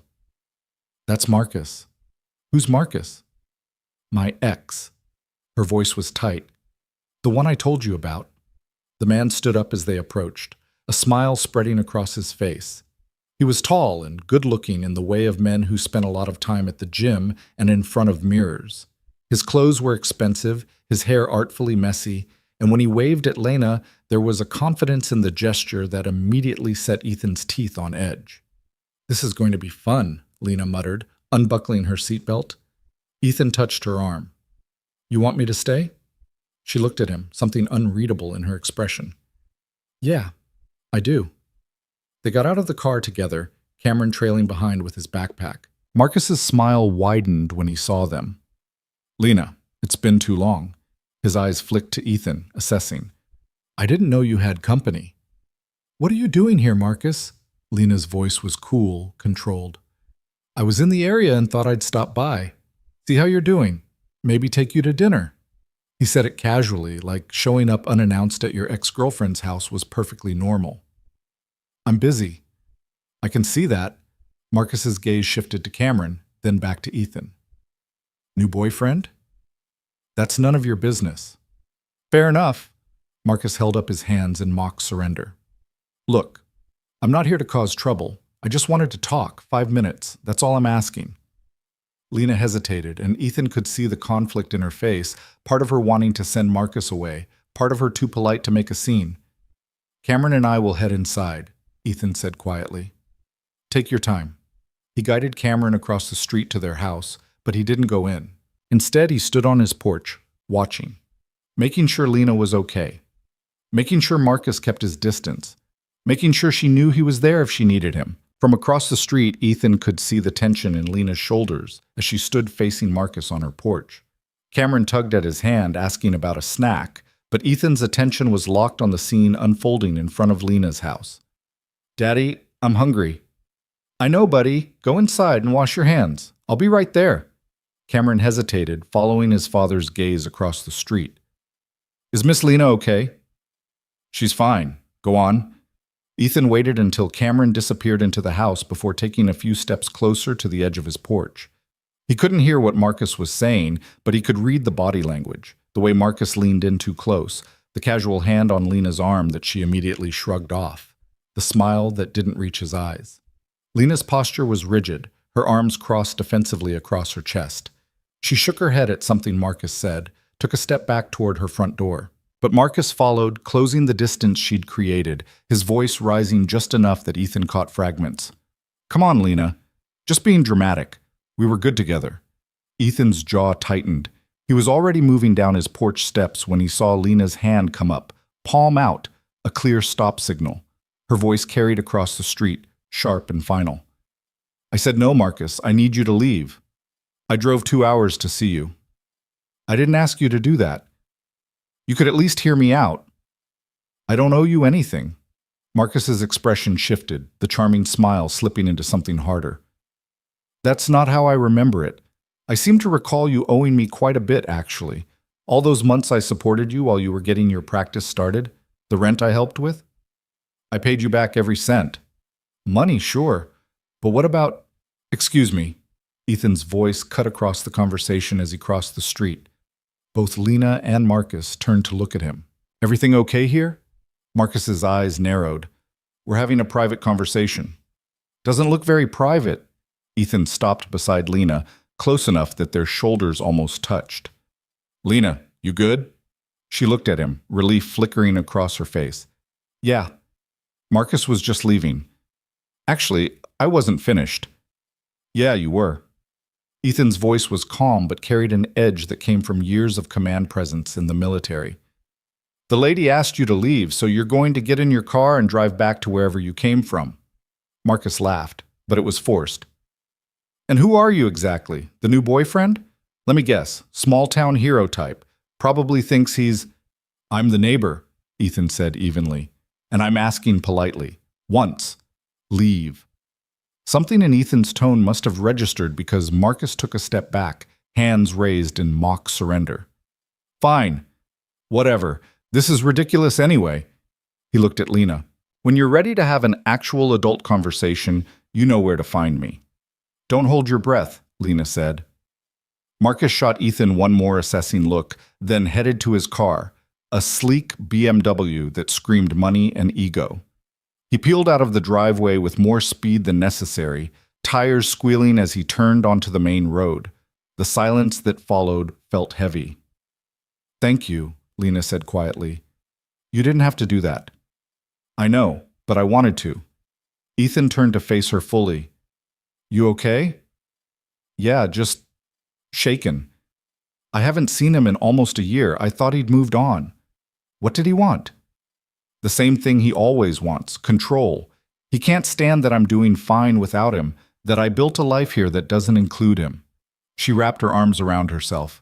He used to do this when we were together, show up unannounced, insert himself into my plans, make everything about him. I thought moving back to Maple Ridge would put enough distance between us, but apparently not. Did he hurt you when you were together? Not physically, but emotionally? She laughed, but there was no humor in it. He was an expert at making me feel small, at convincing me that my feelings were too much, that I was overreacting, that I should be grateful he put up with me at all. Ethan felt anger kindle in his chest, hot and protective. He's an idiot. He's manipulative. There's a difference. Lena looked up at him. I'm sorry you had to see that. I'm sorry I let him get to me. I should have just gone inside and ignored him. Don't apologize. You handled it exactly right. He paused. But if he comes back, he won't. If he does, you call me, okay? Lena studied his face, and something in her expression softened. You meant what you said last night, about trying. Every word. She reached for his hand, lacing her fingers through his. Thank you for being here, for showing up. Always. They stood like that for a moment, hands linked in the fading afternoon light, and Ethan felt the weight of what they were building, something fragile and new and worth protecting. I should let you go, Lena said finally. Cameron's probably wondering where you are. He's fine. Kid's got the attention span of a goldfish when food is involved. But Ethan squeezed her hand before letting go. You sure you're okay? I will be. This isn't the first time Marcus has tried to worm his way back into my life. It probably won't be the last, but I'm not the same person I was when we were together. I won't let him make me doubt myself again. Good. Ethan walked back across the street, glancing over his shoulder to see Lena still standing on her porch, watching him. She lifted her hand in a small wave, and he returned it before heading inside to find Cameron sitting at the kitchen table, drawing on a piece of paper with intense concentration. What are you working on? Ethan asked. A picture for Miss Lena, to say thank you for the cabin. Ethan looked at the drawing. Stick figures by a lake, a lopsided kayak, trees that looked more like green blobs. It was perfect. She's gonna love it. Can I take it to her now? Not tonight, buddy. She's had a long day. You can give it to her tomorrow. Cameron considered this, then nodded and went back to adding details to his drawing. Ethan started making dinner, his mind still on Marcus and the way he'd spoken to Lena, the casual cruelty disguised as concern. He knew that type, had served with men like that in the army, guys who were all charm on the surface but rotted underneath, who manipulated situations to make themselves look good while tearing everyone else down. They were exhausting to deal with and dangerous if you weren't careful. But Lena had handled herself. She'd set boundaries, stood her ground, asked for help when she needed it. That took strength most people didn't have. His phone buzzed with a text. Lena, thank you again for earlier. I know I already said it, but I mean it. He typed back, anytime, I mean it too. Cameron okay? Making you a thank you card for the cabin trip. He's the sweetest kid. You're doing something right. Ethan stared at that message for a long moment, feeling the familiar weight of doubt pressing down on him. Was he doing something right? Or was he just stumbling through fatherhood, making it up as he went, hoping he didn't screw Cameron up too badly? His phone buzzed again. Stop overthinking whatever you're overthinking. I can feel you spiraling from across the street. Despite himself, Ethan smiled. How do you know I'm overthinking? Because I'm a therapist and because I'm getting to know you. You do this thing where you get quiet and your face gets all serious when you're doubting yourself. I don't have a face. You absolutely have a face. A very obvious face. Great. Now I'm self-conscious about my face. Good. Maybe you'll stop using it to beat yourself up. Ethan shook his head, but he was still smiling. There was something about the way Lena could read him that should have been uncomfortable, but wasn't. It was like she saw through all his defenses, and instead of being scared by what she found, she just accepted it. The next morning was Monday, and the house buzzed with nervous energy. Cameron woke up early, bouncing on Ethan's bed and demanding to know if it was time to get ready for school yet. It's 6 a.m, buddy. School doesn't start for 2 more hours. But I need to pick out the perfect outfit. You're 5. You're wearing jeans and a t-shirt. Cameron's face fell. But what if the other kids don't like me? Ethan pulled his son into his lap, smoothing down his wild bedhead. They're going to love you. You're smart and funny and kind. What's not to like? What if I don't make any friends? Then you'll make friends tomorrow, or the next day, or the day after that. But I bet you make at least one friend today. He kissed the top of Cameron's head. And even if you don't, you'll still have me. And Miss Lena, we're not going anywhere. Promise? Promise. They went through the morning routine with extra care. Cameron insisted on brushing his teeth twice, combing his hair until it lay flat, and changing shirts 3 times before settling on the original choice. By the time they were ready to leave, Ethan was more nervous than his son. Lena was waiting on her porch when they came out, holding a small paper bag. First day of school breakfast, she announced, handing the bag to Cameron. Homemade muffins, blueberry. Cameron peeked inside, his eyes widening. Thank you, Miss Lena. You're welcome. And hey, you're going to do great today. Just be yourself. That's what Daddy said. Because it's true. Ethan watched this exchange, feeling that tightness in his chest again. The way Lena showed up for Cameron, the easy affection between them. It was everything he'd wanted his son to have and never thought they'd find. Want to come with us? The words were out before Ethan could second guess them. To drop him off? Lena's face brightened. Really? Yeah, if you want. I'd love to. The elementary school was exactly as Ethan remembered it. A long brick building with a playground out front and a flag snapping in the morning breeze. Parents clustered in groups, holding the hands of small children who ranged from excited to terrified. Cameron fell somewhere in the middle, clutching Ethan's hand tightly as they approached the kindergarten entrance. A young teacher with kind eyes and a bright smile greeted them at the door. Welcome, you must be Cameron. I'm Mrs. Rodriguez. We talked on the phone last week. Cameron pressed closer to Ethan's leg. Hey, Ethan crouched down to his son's level. Remember what we talked about? About being brave? I don't feel brave. That's okay. Brave doesn't mean you're not scared. It means you do the thing even when you are scared. He brushed his hand through Cameron's hair. You can do this. What if I need you? Then Mrs. Rodriguez will call me and I'll come get you. But I think you're going to have so much fun, you won't even think about me. Cameron looked doubtful, but he let Lena give him a quick hug before taking a deep breath and walking through the door with Mrs. Rodriguez. He looked back once, his small face uncertain, and Ethan waved. Then he was gone, swallowed up by the classroom full of other children and the beginning of a whole new chapter. Ethan stood there for a moment, staring at the closed door, feeling like someone had carved out a piece of his chest. He's going to be fine, Lena said softly, taking his hand. I know. It's just, he's growing up. That's what they do. I'm not ready.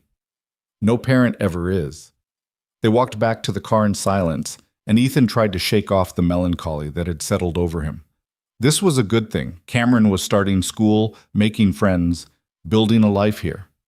That's what Ethan wanted. That's what they'd come back to Maple Ridge to do. So why did it feel like loss? Coffee? Lena suggested as they pulled away from the school. I know a place. The diner? Is there anywhere else in this town? The diner was bustling with the usual morning crowd, retirees nursing coffee and reading newspapers, construction workers grabbing breakfast before heading to job sites, mothers with toddlers too young for school. Ethan and Lena slid into a booth near the window, and within seconds, a waitress appeared with 2 mugs and a pot of coffee. Well, well, the waitress said, a knowing smile spreading across her face. Ethan recognized her immediately, Carla Mitchell, who'd been a few years ahead of him in school and had worked at this diner for as long as he could remember. Ethan Walker, heard you were back in town. Hi, Carla. And Lena Brooks. You two together now? We're neighbors, Lena said smoothly. Yeah. Neighbors who have breakfast together the morning after dropping off a kid at school. Carla's grin widened. Sure. Just neighbors. Carla, please don't. Relax, honey. I'm just teasing, though you know everyone in town is going to have an opinion about it. Let them, Ethan said, surprising himself. I don't really care what people think. Carla laughed. Good for you. Now, what can I get you 2 lovebirds to eat? They ordered pancakes and eggs, and after Carla left, Lena raised an eyebrow at Ethan. You don't care what people think? Should I? No, but I didn't expect you to say it out loud. I'm trying something new, honesty, directness, not overthinking everything. He took a sip of his coffee. How am I doing? Pretty good, actually. Their food arrived and they ate in comfortable silence, watching the town wake up around them. Ethan had forgotten what this felt like, the easy rhythm of small-town life, where everyone knew everyone and mornings moved at a pace that allowed for actual conversation instead of rushed commutes. So, what's your plan for today? Lena asked, stabbing a piece of pancake with her fork. More work on the house. The bathroom tiles are a disaster. You? Client calls this morning, then I'm free. Want help with the tiles? You don't have to spend all your free time fixing my house. I know, but I like doing it. She met his eyes. I like spending time with you. Ethan felt warmth spread through his chest. I like spending time with you too. Then it's settled. I'll come over after my calls. They finished breakfast and drove back to their street, And Ethan spent the next few hours ripping out old tiles and trying not to think about Cameron alone in that classroom. Lena showed up around noon with sandwiches and her own set of work gloves, and they fell into an easy rhythm. Ethan removing old tiles, Lena cleaning the walls, both of them working in companionable silence. "Can I ask you something?" Lena said eventually, sitting back on her heels. "Sure. What happened with your ex-wife? You don't have to tell me if you don't want to, but I'd like to understand." Ethan set down his pry bar and wiped sweat from his forehead. He'd known this question was coming eventually. Might as well answer it now. "Her name is Rachel. We met when I was stationed in Colorado Springs. She was a teacher at the base school, and I was lonely, I guess. Deployment does that to you. Makes you crave connection when you're home." He paused, gathering his thoughts. "We got married fast. Too fast. I was shipping out again in 3 months, and it seemed romantic at the time, like we were beating the odds. But you weren't. No. The first deployment after we got married, I was gone for 15 months. When I came back, we were strangers. We'd built this relationship over phone calls and emails, and when we were actually in the same room, we had nothing to say to each other." He picked at a piece of grout. "Then she got pregnant. We thought maybe a baby would fix things, give us something to focus on besides how much we were failing. Babies don't fix marriages. No, they don't. They just add more stress and exhaustion and reasons to fight." Ethan looked at Lena. "I was a terrible husband. I was either deployed or detached, and when I was home, I couldn't figure out how to be present, how to let her in. She needed emotional intimacy, and I needed, I don't know, space, distance, something that didn't require me to be vulnerable." "What happened?" "She met someone else, a teacher at her school, someone who was there, who listened, who wasn't always halfway out the door." He said it without bitterness. "She asked for a divorce when Cameron was 3. I didn't fight it. She deserved better than what I was giving her, and honestly, I was relieved. The whole thing felt like trying to be someone I wasn't." "Where is she now?" "Still in Colorado Springs with her new husband. They have a baby together, a daughter. Cameron goes to visit them during school breaks." He met Lena's eyes. "I don't blame her. She tried for years to make it work, and I kept letting her down. The divorce was the kindest thing either of us did for each other." Lena was quiet for a moment, processing this. "Do you think you've changed since then?" "I don't know. I'd like to think I have, but what if I'm the same person just in a different situation? What if I'm still emotionally unavailable and I just haven't figured it out yet?" "That's not what I see." "What do you see?" "I see someone who's trying, someone who shows up for his kid every single day, who's rebuilding his entire life from scratch because he wants to be better. Someone who's scared of failing, but doing it anyway." She moved closer, close enough that their knees touched. "That's not emotional unavailability, Ethan. That's courage. Or stupidity. Sometimes they're the same thing." He wanted to kiss her. The impulse was sudden and overwhelming, and for a moment he considered just leaning forward and closing the distance between them. But they were covered in tile dust and sweat, sitting on a bathroom floor, and he wanted their second kiss to be better than that. So instead, he took her hand and squeezed it. "Thank you for listening. Anytime." They worked until it was time to pick up Cameron from school, and when they pulled up to the elementary building, Ethan's heart leapt at the sight of his son racing toward the car, his backpack bouncing against his shoulders. "Daddy! Daddy! I made 2 friends. Their names are Emma and Jake. And Emma likes dinosaurs, and Jake has the same backpack as me. And we played on the swings at recess, and Mrs. Rodriguez let me be the line leader, and—" "Whoa! Slow down!" Ethan laughed, buckling Cameron into his car seat. "Sounds like you had a good day. The best day. Can I go back tomorrow?" "You have to go back tomorrow. That's how school works." "Good." Lena twisted in her seat to look at Cameron. "Did you learn anything?" "We learned about the letter A, and I already knew it, so Mrs. Rodriguez said I was very smart." "You are very smart." Cameron chattered the entire drive home, and Ethan felt the anxiety that had been knotted in his chest all day finally ease. His son was okay. More than okay. He was thriving. When they pulled up to their street, Ethan noticed the BMW parked in front of Lena's house again. His hands tightened on the steering wheel. Lena saw it too. "You've got to be kidding me." Marcus was sitting on her porch steps again, but this time he stood up as soon as he saw the car. He looked more disheveled than yesterday. Wrinkled shirt, hair uncombed, dark circles under his eyes. "Stay in the car," Ethan said to Cameron, then turned to Lena. "You want me to handle this?" "No, I need to do it myself." But she didn't move to get out. "I'll be right here if you need me." She nodded, took a breath, and climbed out of the car. Ethan watched through the windshield as she approached Marcus, her posture defensive, her voice firm even though he couldn't hear the words.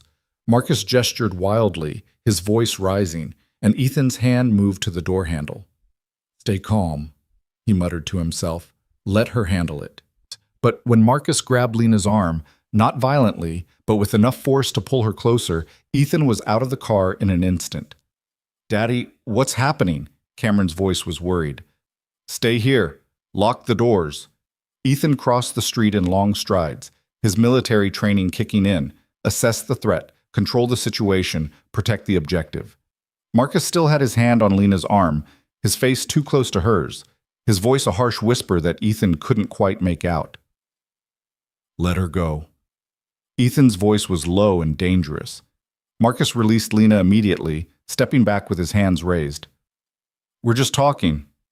Didn't look like talking. Ethan positioned himself between Marcus and Lena, his body language clear. "She asked you to leave yesterday. Now I'm telling you, get in your car and go. Don't come back." "Or what?" Marcus's bravado was back, fueled by whatever desperation had brought him here 2 days in a row. "You'll what exactly? Hit me? Make a scene in front of the whole neighborhood?" "I don't need to hit you. I just need you to understand that you're not welcome here, that whatever you had with Lena is over, and showing up at her house isn't going to change that." "This doesn't concern you." "It does now." Marcus looked past Ethan to Lena. "Is this really what you want?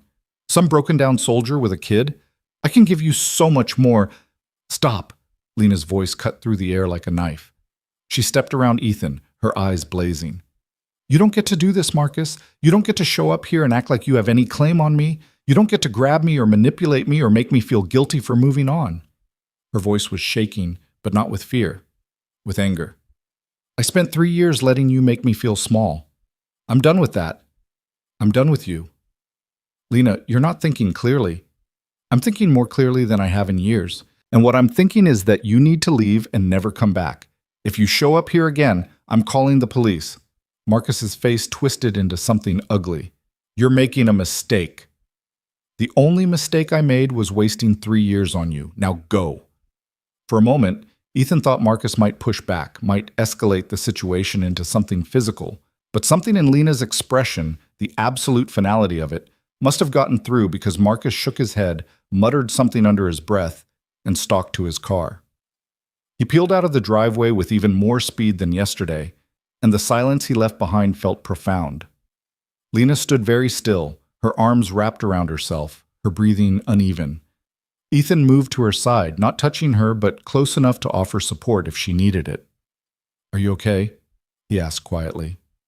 "I will be." She laughed, but it came out shaky. "I can't believe he showed up again. I can't believe I let him get to me." You didn't let him get to you. You stood up to him. You set boundaries. That took guts." "I'm shaking." "Adrenaline. It'll pass." Ethan finally allowed himself to touch her, his hand gentle on her shoulder. "You did good, Lena. Really good."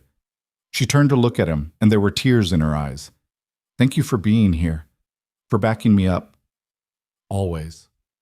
Across the street, Cameron had gotten out of the car and was watching them with wide, worried eyes. Ethan waved to show he was okay, and Cameron waved back uncertainly. "I should go check on him," Ethan said. "Yeah, go." Lena wiped her eyes. "I'm fine. I just need a minute." "Take all the time you need. But Lena?"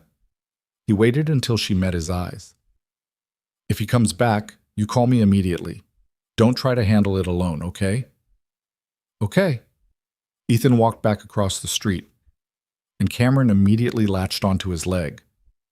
"Is Miss Lena okay?" "She's okay, buddy. She just had to tell someone to leave her alone." "Was that the bad man?" "He's not bad exactly, just not good for Miss Lena." Cameron considered this with the seriousness only children could muster. Are you good for Miss Lena? I'm trying to be. Good. Because she's good for us. Ethan looked down at his son, at the simple wisdom in that statement, and felt his heart expand. Yeah, buddy, she really is. That night, after Cameron was in bed, Ethan sat on his porch and waited. He wasn't sure what he was waiting for, maybe to see if Marcus would come back, maybe just to make sure Lena was really okay. Around 9, her front door opened and she stepped out onto her porch. She saw him immediately and crossed the street without hesitation. Can I sit? She asked. Please. She sank down beside him on the steps, her shoulder pressing against his. They sat in silence for a long time, listening to the night sounds, crickets, distant traffic, the wind moving through the trees.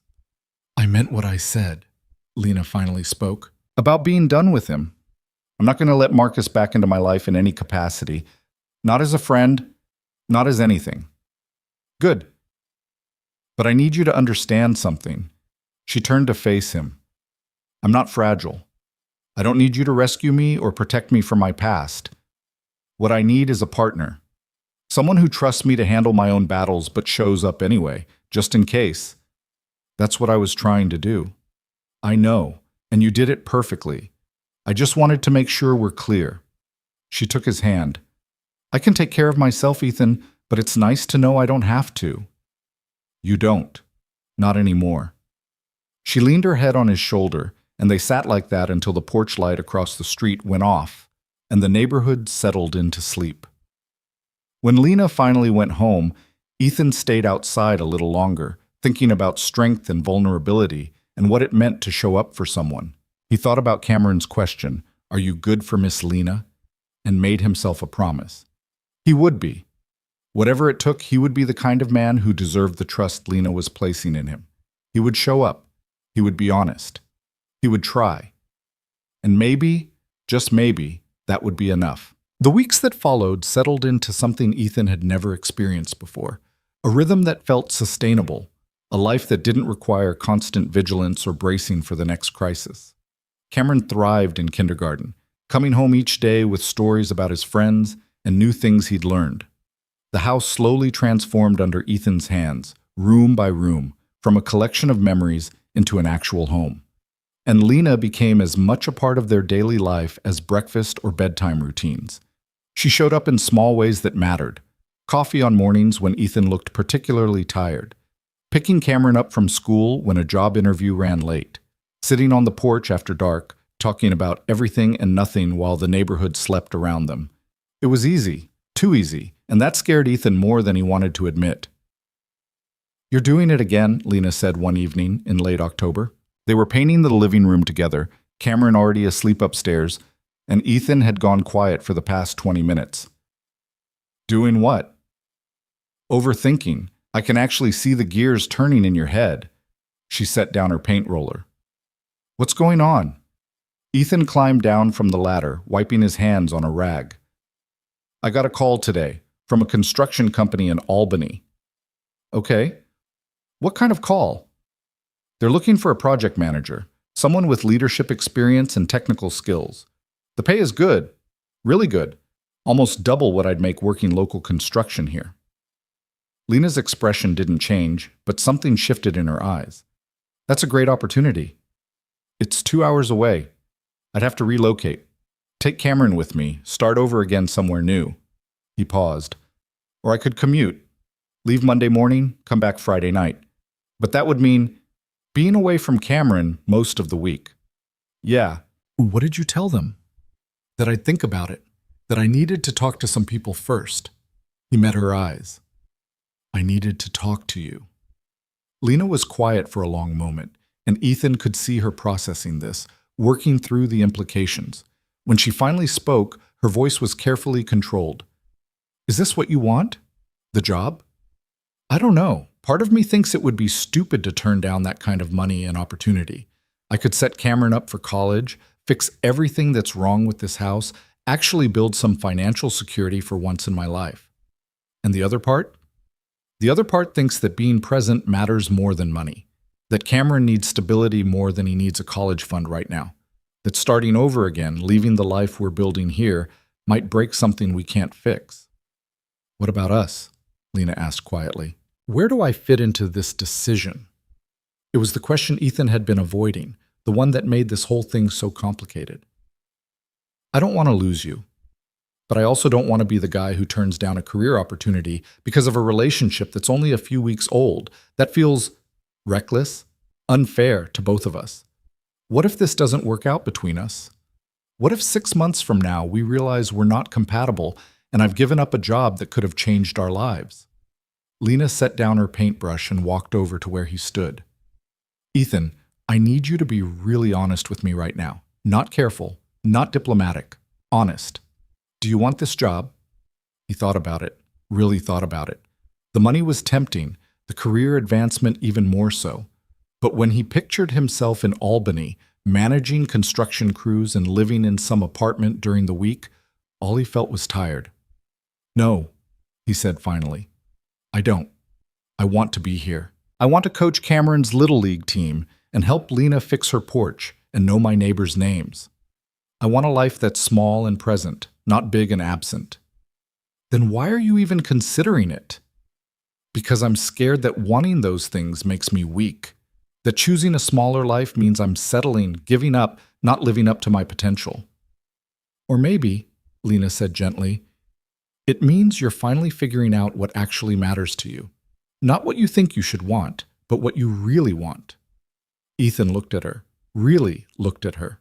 The paint smudge on her cheek, the patient way she waited for him to work through his thoughts, the complete absence of pressure or manipulation in how she was handling this conversation.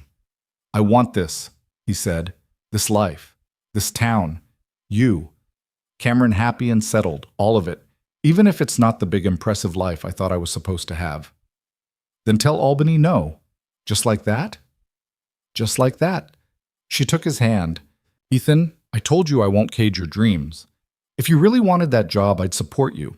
We'd figure out the logistics, make the long distance work, whatever it took. But you don't want it. You're just afraid that not wanting it makes you less somehow. Doesn't it? No. It makes you someone who knows himself well enough to choose what makes him happy instead of what looks good on paper. She squeezed his hand. That's not weakness. That's wisdom. Ethan pulled her close, wrapping his arms around her and breathing in the scent of her shampoo mixed with paint fumes. When did you get so smart? Graduate degree in psychology. It came with the diploma. He laughed and felt the tension that had been building in his chest for days finally release. I'll call them tomorrow and turn it down. Good. They finished painting in comfortable silence, and when they finally cleaned up and collapsed on the couch with beers, Ethan felt lighter than he had in weeks. The decision was made. He was choosing this life, this place, this woman, not because he had to, but because he wanted to. That night, lying in bed, he texted Lena even though she was just across the street. Thank you for not making this harder than it had to be. Her response came immediately. Thank you for trusting me enough to talk about it. That's the partnership thing, remember? We make big decisions together. Together. I like the sound of that. Me too.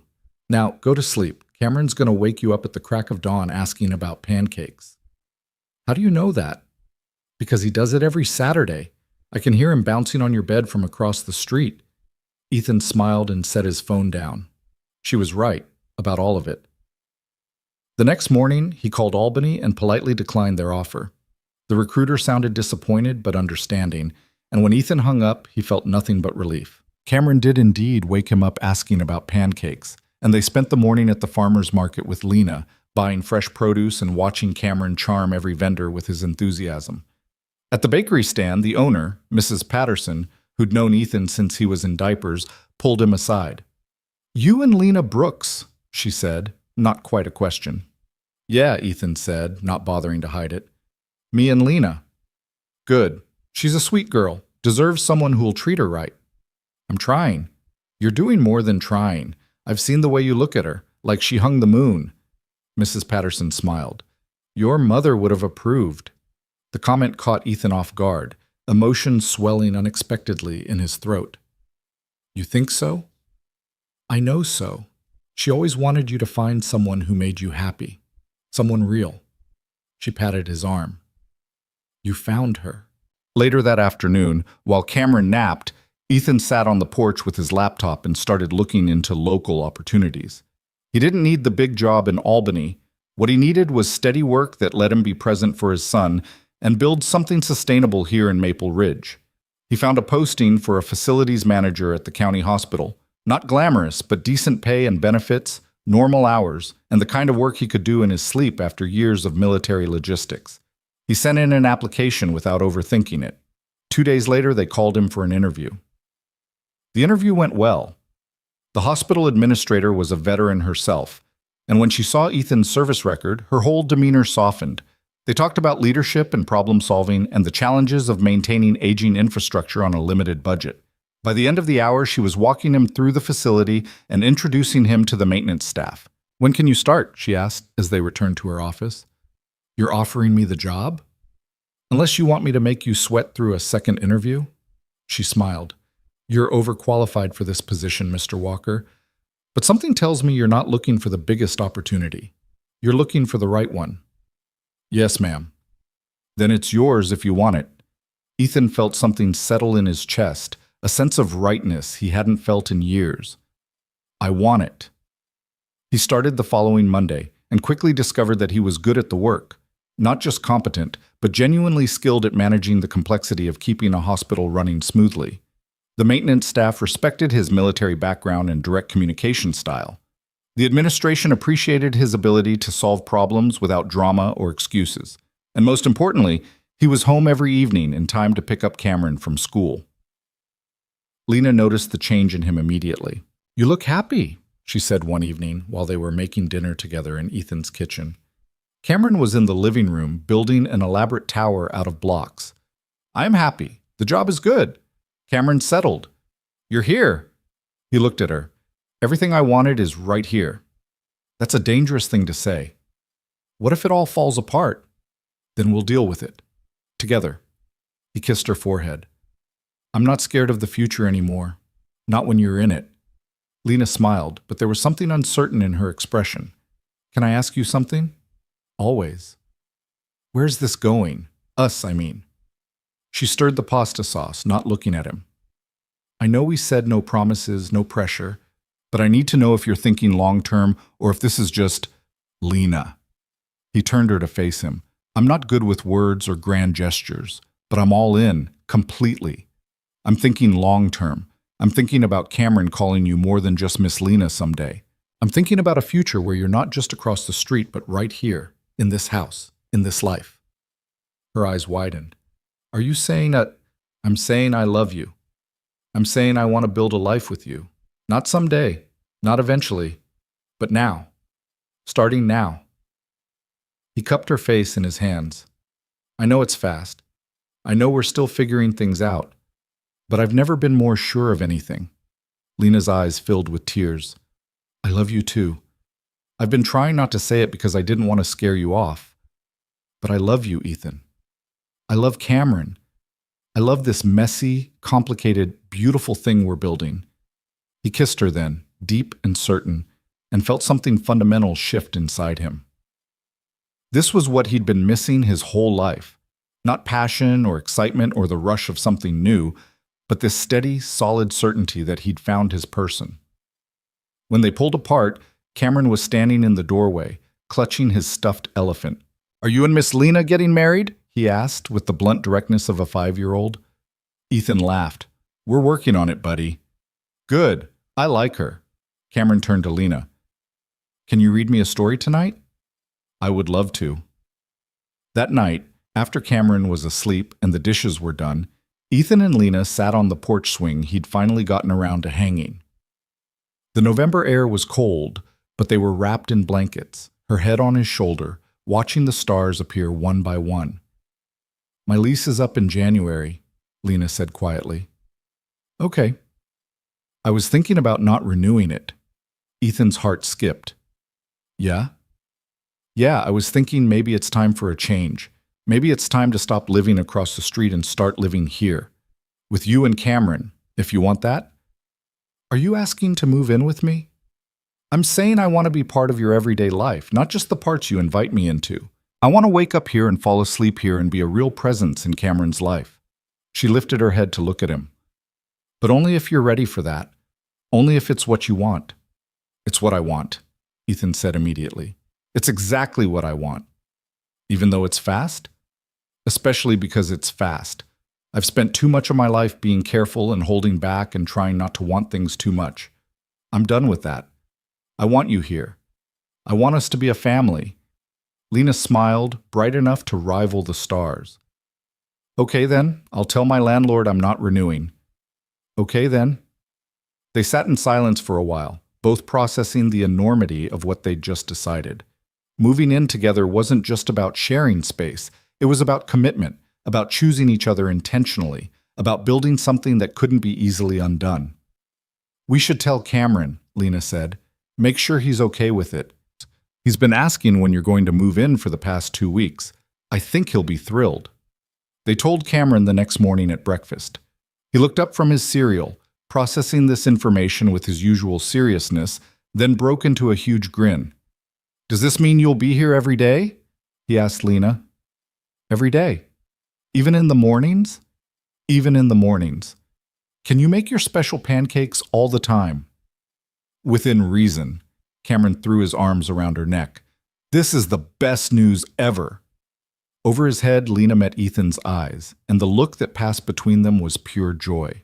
The next few weeks were a blur of logistics, packing up Lena's house, deciding what furniture to keep, making space in closets and drawers. Cameron helped enthusiastically, carrying boxes that were far too big for him, and offering opinions on where everything should go.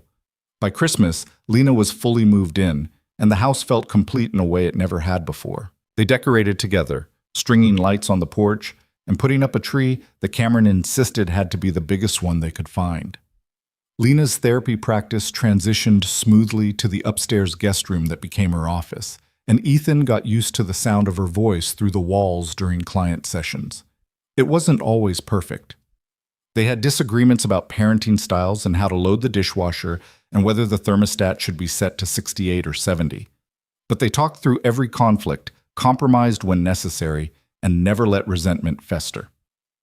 On Christmas morning, Cameron woke them up at 5:30, bouncing on the bed with barely contained excitement. They stumbled downstairs in pajamas and watched him tear through presents with the unbridled joy of childhood. When he found the bicycle they'd hidden in the garage, a red one with training wheels and a bell, he shrieked so loud Ethan was sure the neighbors 3 houses down could hear. "Best Christmas ever," Cameron declared, ringing the bell repeatedly. Later, after breakfast and more presents and a minor disaster involving wrapping paper and the vacuum cleaner, Ethan found a moment alone with Lena in the kitchen. "I have something for you," he said, pulling a small box from his pocket. Lena's eyes widened. "Ethan, it's not what you think. Well, it's not what you think, but just open it." Inside was a simple silver necklace with a small compass pendant. "So you always know your way home," Ethan said quietly. "To us. To this life we're building." Lena's eyes filled with tears. "It's perfect." "There's something else." He took a breath. "I know we just moved in together. I know we're still figuring things out. But I also know that I want to spend the rest of my life with you. So this isn't a proposal, exactly. It's more like a promise. When the time is right, when we're both ready, I'm going to ask you to marry me. And I wanted you to know that. So you're not wondering or waiting or doubting. Ethan Walker, are you pre-proposing to me?" "I guess I am." She laughed through her tears and kissed him. "Then I'm pre-accepting." The new year brought new rhythms. Ethan settled into his job at the hospital, earning respect and eventually a promotion to senior facilities manager. Lena's therapy practice grew, and she started teaching workshops on trauma recovery at the community center. Cameron finished kindergarten at the top of his class and started talking about wanting to be a scientist when he grew up. In March, Rachel called. It was the first time Ethan had heard from his ex-wife in months, and his stomach tightened when he saw her name on the caller ID. "Hey," he answered, stepping out onto the porch where Lena was reading. "Hey yourself, how are you?" "Good, really good. How are you?" "I'm well. Listen, I wanted to talk to you about summer plans. I know Cameron usually comes here for a few weeks, but Tom got transferred to Seattle. We're moving in May, and I was wondering if you'd be willing to let Cameron come for the whole summer instead. Give him time to adjust to the new place, meet our daughter, that kind of thing. Ethan felt his chest tighten. A whole summer without Cameron felt impossible. But he also knew that Cameron deserved a relationship with his mother, with his half-sister, with that whole side of his family. Can I think about it? Of course. And Ethan, I heard you're seeing someone, that you're happy. I am. Good. You deserve that. She paused. I'm sorry I wasn't better at being what you needed. I'm sorry we didn't figure it out. Me too, but we gave each other Cameron, and we're both doing better now. That's what matters. After he hung up, Lena set down her book. Everything okay? Rachel wants Cameron for the whole summer. They're moving to Seattle. How do you feel about that? Conflicted? I don't want to be away from him that long, but I also don't want to be the dad who puts his own needs ahead of what's best for his kid. He sat down beside her. What do you think? I think Cameron is lucky to have two parents who want him. I think a summer with his mom and sister could be really good for him. And I think you're strong enough to handle missing him, even though it'll be hard. We could visit, fly out for a week or two. We could definitely do that. Ethan thought about it, running through scenarios and possibilities. Finally, he called Rachel back and told her yes, with the condition that he and Lena could visit for at least 1 week during the summer. Rachel agreed immediately and even suggested they make it 2 weeks.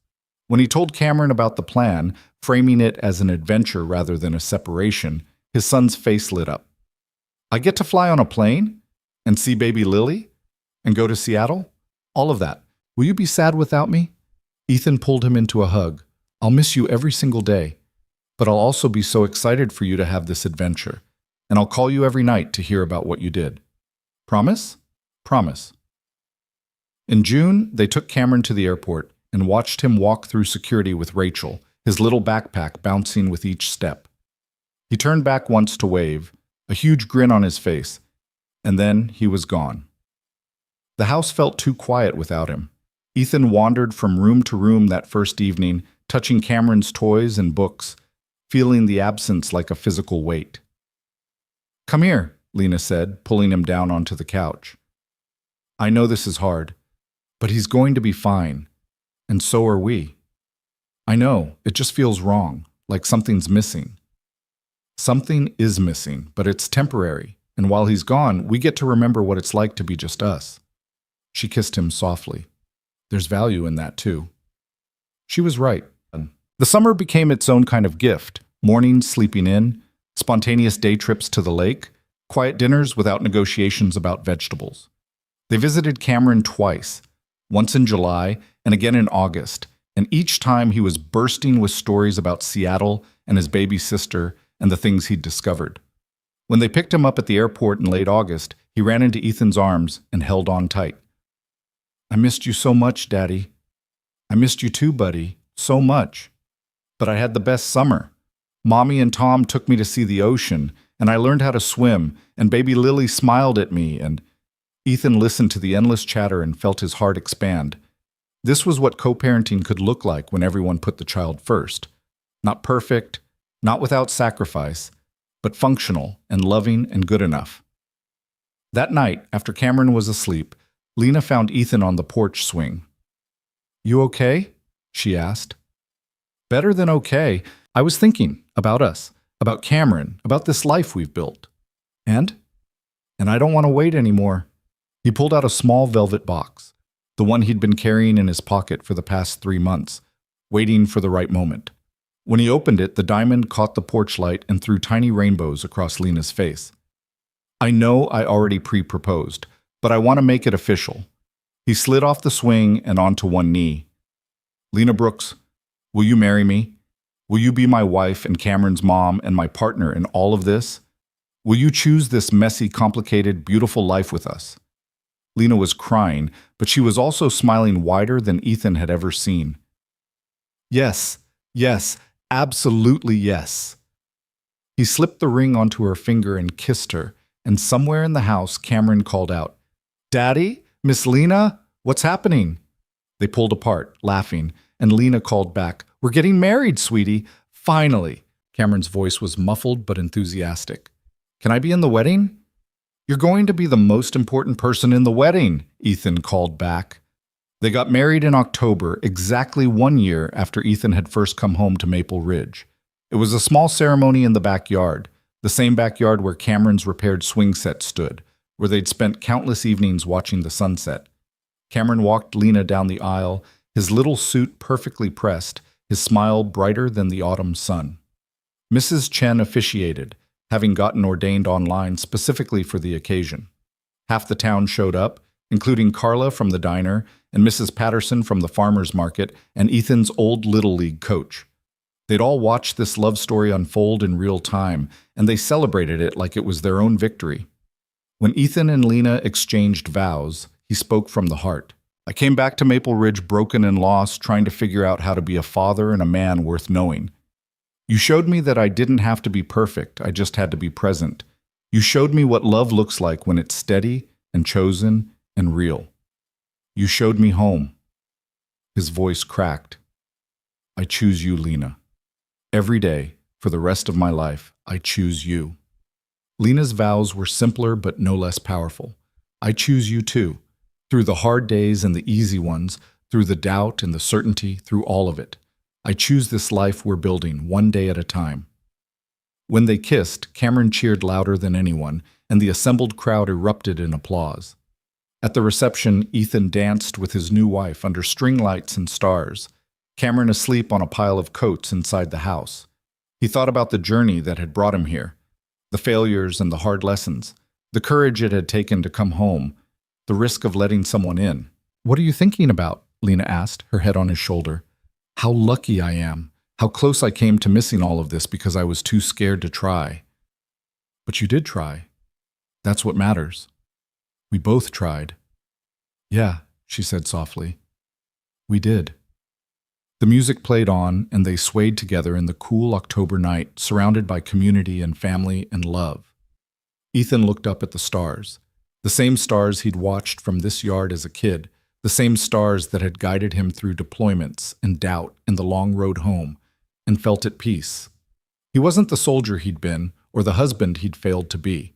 He was just Ethan Walker, husband to Lena, father to Cameron, facilities manager at the county hospital, neighbor on Elm Street.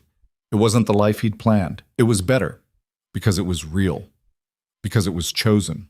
Because every morning he woke up next to the woman he loved, picked up his son from school, and came home to a place that actually felt like home. That was enough.